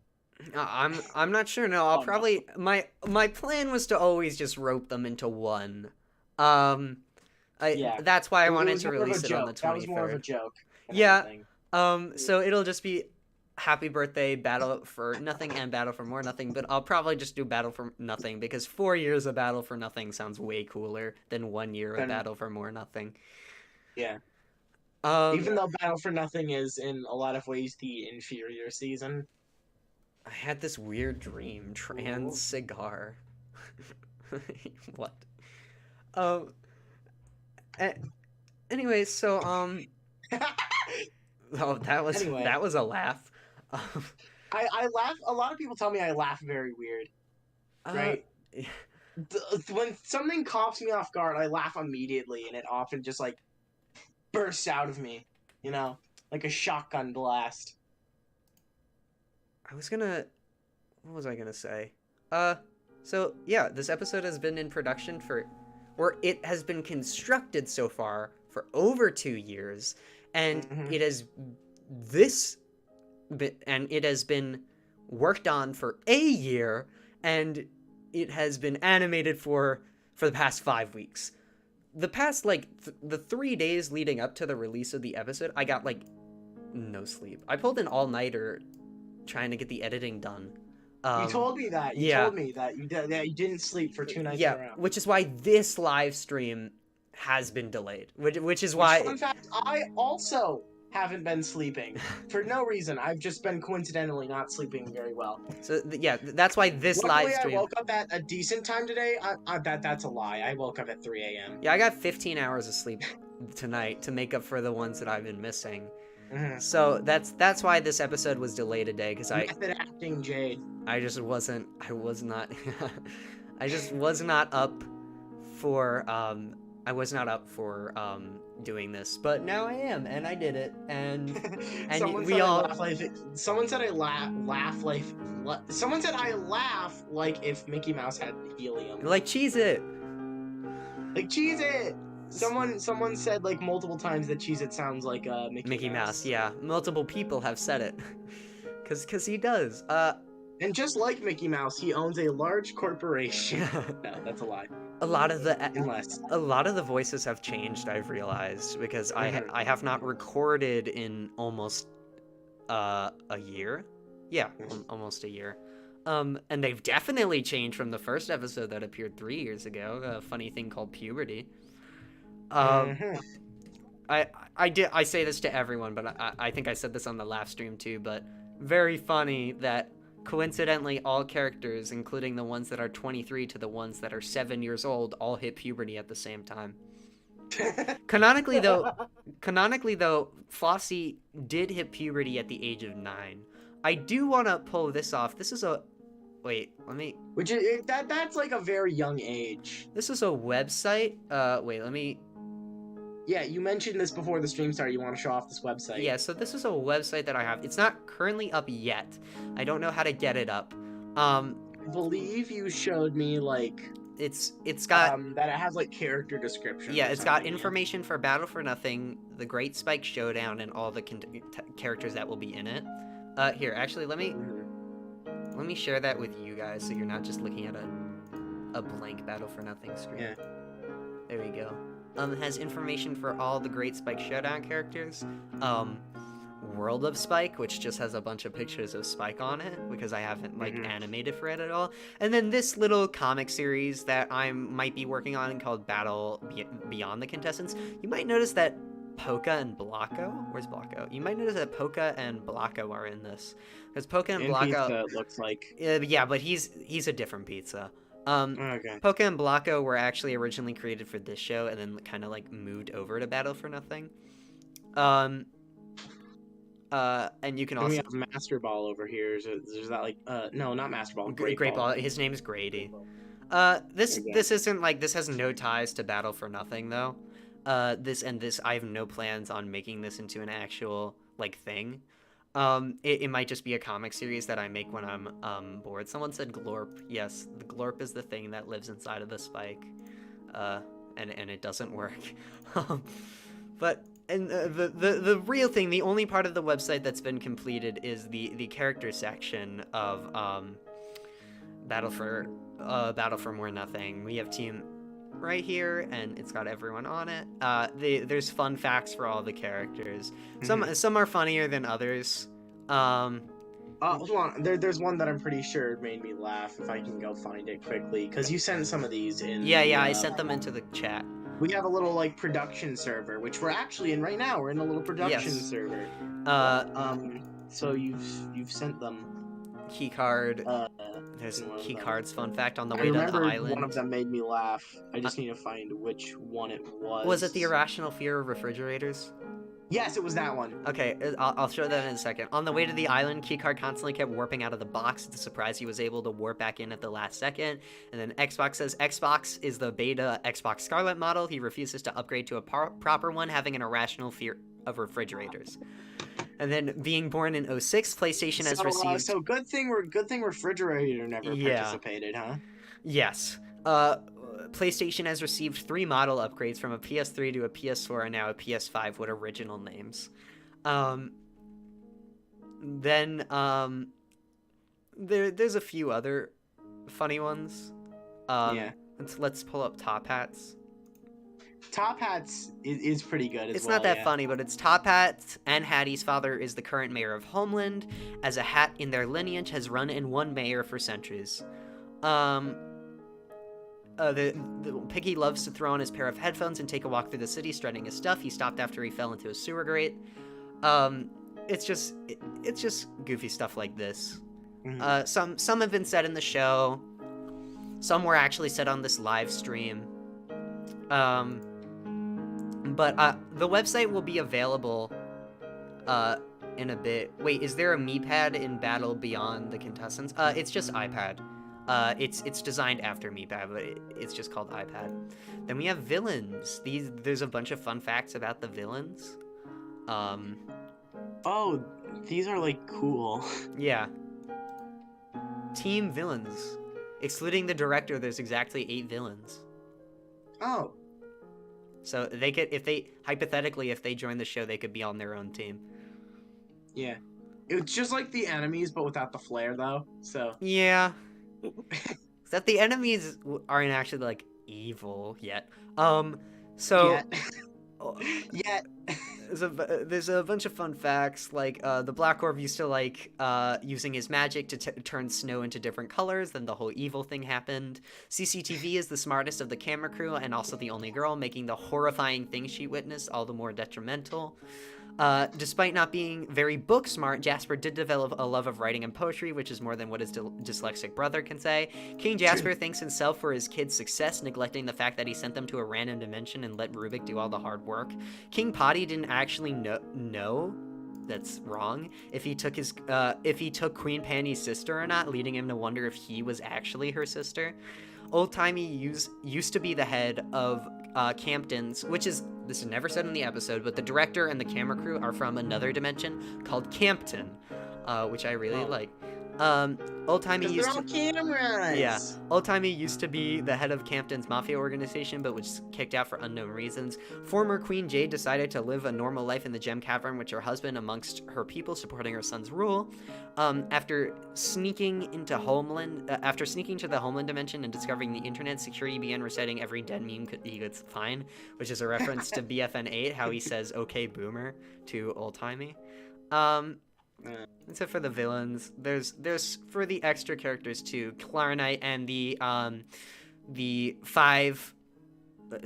Clarinite, Coke, and the 4 unparticipating contestants this season, now deceased. Lol, losers. This is pretty sad. The friendiversary present Portal gave to Hattie was a mini plush of himself, though weird. Hattie now sleeps with it every night. That's sad. Despite no one in Okak Valley having it, Coke somehow developed a country accent in the 5 years he was trapped there. Spoon is a hardcore feminist and banned from several restaurants. Those two things may or may not be related. Fun fact, get it? Maggie bonded with Glassy and Coffee when they were teenagers over their shared sexuality. She also came to their wedding. Yeah, so that kind of reveals that Maggie's a lesbian. Diversity win. Yeah. I don't have it anymore, but I used to have a Dark Souls image that said diversity win instead of like boss killed. Soda never really liked Corey or anyone on his team for that matter. He's just really good at not showing emotion. I want to see. Host Grippy's is a really funny one. Grippy's first girlfriend was a Sailor Moon body pillow he won at a carnival. It was also Grippy's only girlfriend. Grippy would own a body pillow. As smart as he is, Jade sucks at writing. He does. You see it in several episodes. Yeah, like Jade on the little like, electricity thing. Yeah, he says it in the finale that he has dyslexia. Rubik didn't actually know what a hippie was. He just followed along what the hip thing was at the time, including drugs. Though she doesn't like bringing it up, Saki has put on some post-weight pregnancy. The weight should not be there, which for some reason has altered past taken photos too. This is a joke because in Saki's newer asset, I kind of just designed her to be a bit more pudgy, but I was too lazy to make like a bit more slimmer version for past photos, so I just made this joke that somehow her extra gained weight just like affected all photos. I mean, to be fair, it's not the weirdest thing that's happened in this timeline.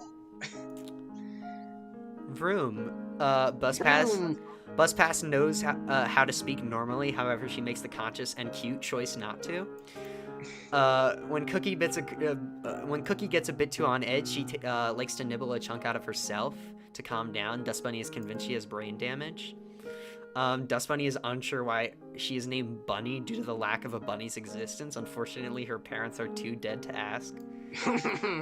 Seeing how successful her brother was, Hattie decided to not only sell hats like he did, but also pretend to be a boy to gain attraction. Panny is immune to drowning, disease, poison, falling, freezing, starvation, suffocation, stabbing, and lightning, and sometimes lava. Sometimes. Wait, so then wouldn't it have been smarter to put Panny on top of well no, wait, they're not on the team. They weren't on the boat. Yeah. They weren't on the boat. So Panny's just like roll for luck when it comes to lava. Yeah. Just like roll a d20 for fire damage. We already viewed Neo. Let's go back to money. Burrito has spoken the least out of any Battle for Nothing contestant. Sticky doesn't even have a brain. Flossie is very offended when people refer to him as anything but Dentafloss. He'd rather die than be compared to a string. I feel kind of bad then, because the whole time I just kept referring to them as stringy. Yeah. Pencil Grip's parents are divorced. And I mean, to be fair, like, who flosses though? Like, who actually flosses every day? I'm sure like, Flossie no does with his non-existent mouth. After Pencil Grip's parents divorced, his dad went to live with his sister and Pencil Grip's aunt Pinky, which neither of the parties were thrilled about. Yeah, so Grippy's mom, Pinky, is Pencil Grip's dad's sister, which is why, because as they say earlier in the season, Pencil Grip and Grippy are cousins. Which also, Pencil Grip, I forgot to mention this in the episode, but after Pencil Grip tells, after Pencil Grip realizes Top Hat's from the city, he's like, wait, Hattie's from the city too. You guys wouldn't happen to be related, which is funny considering that means that Pencil Grip just thinks that all hats are related to each other, which is the definition of racism. Which there's a surprising amount of racism in this show. Yeah, which I get. Saki's parents are straight up racists. But I guess he doesn't he's not too in the wrong considering that Pencil Grip is the only other grips that Pencil Grip know he is related to, so it wouldn't be that far-fetched. To be fair, it's more racist to the fact that not only are the two Pencil Grips related, but the two hats are related, and who made that choice? Yeah, me. Blocko always had so much dirt in his mouth he only ever learned one word. After learning more, he only became an ass. I thought you said no swearing. Too late. Bookmark used to just be a gray bookmark until he got bored one day and scribbled a weird alien thing on him. Here's a fun fact. The thing on Bookmark is a spike. Yeah, it's a little which you can see. Spike. Yeah, yeah. I said this earlier in the live stream. Due to his contract with the show, Brick received no legal allegations for nearly killing Bush, but is still required to have monthly therapy sessions. This is a fun fact. Bush is very actively against the traditional anime art style. Grippy did not hesitate to eliminate him when asked to. This is just meant to explain why Grippy was so on board when Bush was like, hey, yo, can you eliminate me so I can help Brick get better? And Grippy was like, yeah, sure, I don't care. You hate anime, see ya. Copyright isn't very self-conscious about his size, however, he does have an issue with people disregarding his opinions and calling him short. I said this before. He is short, though. No, size is subjective. That's actually a joke, because my science teacher that I had a few years ago, who is very stupid, once said that size is subjective. Which is... it's so stupid, but it's also kind of true. It's kind of true, but true in a stupid way. So, I'm holding my phone right now. This phone is small, and any person would say that the phone is small. That is an objective, quantitative fact that the phone is small. However, my science teacher were to say, oh, if you put a marker next to the phone, to the marker, the phone is big, which means that technically size is subjective. So on tests, if we wrote that size was an objective fact, he would give us points off for that, which is not true. If something is small, it's objectively small. But I decided to make a joke about that, where copyright says, no, size is subjective. Even though I'm short to you, I'm not actually short. So short people that are watching this, if anyone ever calls you short, just tell them size is subjective. And then when you try to explain it, they'll, depending on the type of person they are, when you try to explain it, they'll either call you a nerd or say that you're wrong. Tile has always dreamed of having his own family sitcom named Tile and Error, starring him and only him. I do have a short planned called Tile and Error that introduces Tile to his family. Here's a fun fact. Tile is the middle child. He has 4 siblings. Their names are Till, Tyler, which are his younger brothers, and then his older sisters are Tylee and Marble. So he always wants a lot of attention. And fun fact, Unity is a unit cube. Not a square, not the square one with connectors, a 5x5 cube with a big tilted cube on her front. It's not that hard, because Unity is the most represented character in the show. Oh, that's... I have to admit, the entire time, every time I heard them say Unity... You thought she was the Unity logo? Yeah, I get that a lot. Where the association was. Yeah. Fun fact, Kano hasn't been a can of beans since BFN 2 after Corey accidentally created a bean mountain. Ever since then, he's just gone by Kano. While it appears he doesn't have a mouth, Cheez-It in fact speaks through his hole. To this day, he's still learning, he's still trying to learn how to move it.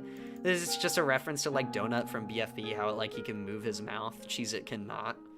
Oh, yeah. I still like the detail that that somehow just putting Yeah. your hand over the hole somehow already counts as covering her mouth. Yeah. Despite the fact that like it doesn't even cover the whole hole, and it's a hole. Variety mentioned that earlier in the stream. Yeah, I'm pretty sure I literally mentioned that. I realized I kind of been like cinema sinning you this whole time. You're good. Right? You're good. As a person which with is ironic considering earlier Yeah. I made a comment about how no one wants to be a Cinema Sins fan, and now look at what I'm doing, picking every little thing. as a person who has a series called Object Sins, I don't mind. If I make criticism, I have to be willing to take it. Corey. That's fair, but I also don't like Cinema Sins. I So don't. like I have a personal reason not to want to be like them. Corey's often trapped in her own head, leading her to hallucinate, often about things like Nugget except obsessed children. This is because Nugget from kindergarten appears in like episode 2, I think. And I wanted to make a canon so that in the Battle for Nothing universe humans don't exist. So I just made it so like Corey's just imagining her being there. Yeah. Nugget obsessed children, so just children. I like the idea that Corey just has hallucinations just casually. Yeah. Pop-Tart sprinkles represent his acne, which unfortunately not many other contestants have to have. This is actually why I gave Pop-Tart his like voice cracky voice. Is because when I saw him with sprinkles, I'm like, wow, that looks like acne. Ha ha ha, puberty, am I right? Cork only once ate frosting for a month straight, landing him in the hospital and resulting in his current annoying voice. Glassy has been a sleepwalker for an... Hold on, Googly Eyes. Is Googly Eyes thing glitched, or is it meant to be like that? No, it's meant to be like that. Glassy has been a sleepwalker for her entire life. Tied with her being easily broken, her parents could barely sleep at night. And then, fun fact, no one knows if Googly Eye is actually alive. I mean, in that picture, he does look pretty alive. She looks alive enough. Yeah. Yeah. Poka actually has the ability to trap anything of any size inside of him without it weighing him down. No one likes him enough to use this. I wonder if that will ever become plot relevant. Oh, wow. Pot isn't actually a fourth wall breaker. She just finds it suspicious that everything in the world just happens to revolve around BFN. It's like Truman Show. Yeah. That's everything. And there's stuff for the episodes too. I haven't gotten around to doing all the episodes yet. Clash of the Creek. Its thumbnail has been updated, but it's not there yet. There's stuff for BFN TFS, and then also like a lot of information about the previous season that like hasn't explicitly been said in the show. And then there's like there's a bunch of references and just descriptions for the episodes. Technically, you scrolling through that means that someone could just pause it and read all of that. You know, it's fine. This is gonna be available in like very soon. So yeah, you guys can. I'm just mentioning. Jade creates a human. Oh, Jade. No. Jade could theoretically genetically engineer a human. Maybe, but right. So the funny thing is, because Grippy has like a Sailor Moon body pillow, I find it very ironic that like in our universe we have cartoons of objects we have cartoons of objects and we're humans, but in their show they are objects and they have cartoons of humans like anime. Even though Sailor Moon is like, even though Sailor Moon is real. Yeah, it's literally like spoilers if anyone hasn't watched Inanimate Insanity Invitational, the latest episode yet. Literally, they made the exact joke like that where all the cartoons are just that's I think that was intentional, but I did it first. Then there's just and this is also outdated because it says that Jade, Rubik, and Grippy are the hosts. All right. Well, yeah, this website will be up in a bit. Once you fix everything. Yeah, once I fix it. But yeah, information about all the characters.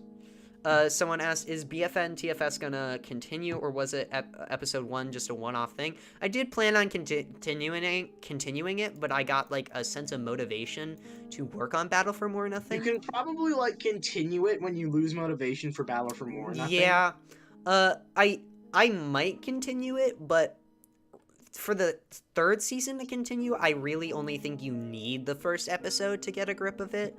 But yeah, I might Get a grip. I'm pretty sure that's the name of a object show episode. I'm not yes, sure. AIB. AIB, okay. It's weird because I've been watching object shows for so long that like I have all these references in my head and yet I don't know where they're from. Right? Wait, hold on. Like sometimes I'll just remember an episode title and be like, "Oh, that's from something." Yeah, I have to eat this cookie. Give me a sec. Okay, that was a very good cookie. Alright. That's really all I've got to say. This was fun. I had fun. This is like the first time I've ever been live. So, yeah, this has been a great 3 years. I do want to thank everyone for the support on Battle for More Nothing. It's actually performing, I checked my YouTube statistics, it's performing double as well as my standard videos do. And I'd like to say on behalf of everyone, no problem. So yeah, and also thank you to you guys, my voice actors, Healy and Variety. You guys did an amazing job on this episode. I'm sorry you'd had to wait so long. It's no problem. And but still, you guys did a great job, even though you had a long way to go. Anyone that's watching the stream, if you want to voice act too, you can. It says at the end of the video. You can join the Discord server and DM me on Discord, or you can also email me. Both of those are valid. But like, just can we give it up to like the current voice actors? They did a great job. I mean, Thank you. I'm super proud of you guys for this, like, being your first voice acting gig. You did an amazing job. Voice acting has always been my dream. Like, from even like a really young age, I do stupid impressions of like Yoshi. Yeah. Right. And eventually, there's a really funny story behind my Yoshi voice. Right. All right. Eventually, it turned into simultaneously a Yoshi voice and an angry video game nerd parody. So it's. But you guys did an amazing job for this being your first voice acting gig. You guys are both. I think you did amazingly. Yeah, and I'm so excited to do it again because I had fun doing literally all of this. This episode would not be the same if it weren't for you guys. I'll say that right now. That you guys. Pat wouldn't have that, fun little British accent. I'm a proud BFN guy, as someone might say, or a papama, as Xbox said in a previous iteration of the script. Thank you to everyone watching the stream too, and also thank you to everyone who recommended characters. That I would not be the same if it weren't for those recommended characters in the show. Thank you for Sam for the music and everyone else who I stole in quotes music from. I still credited them. And yeah, this episode turned out better than I could imagine, and it's because of your guys' support and the voice actors and everyone really that was a part of this. So yeah, I appreciate all of you guys, and thank you. All right, you guys want to say your goodbyes? Yeah. I guess. I've been checking the stream time because I want to see if we were able. I wanted to see if we were able to surpass the amount of time but the amount of time that was spent on the second birthday live stream. How much was that? And so I'm gonna mention how close we got, before saying our goodbyes. All right.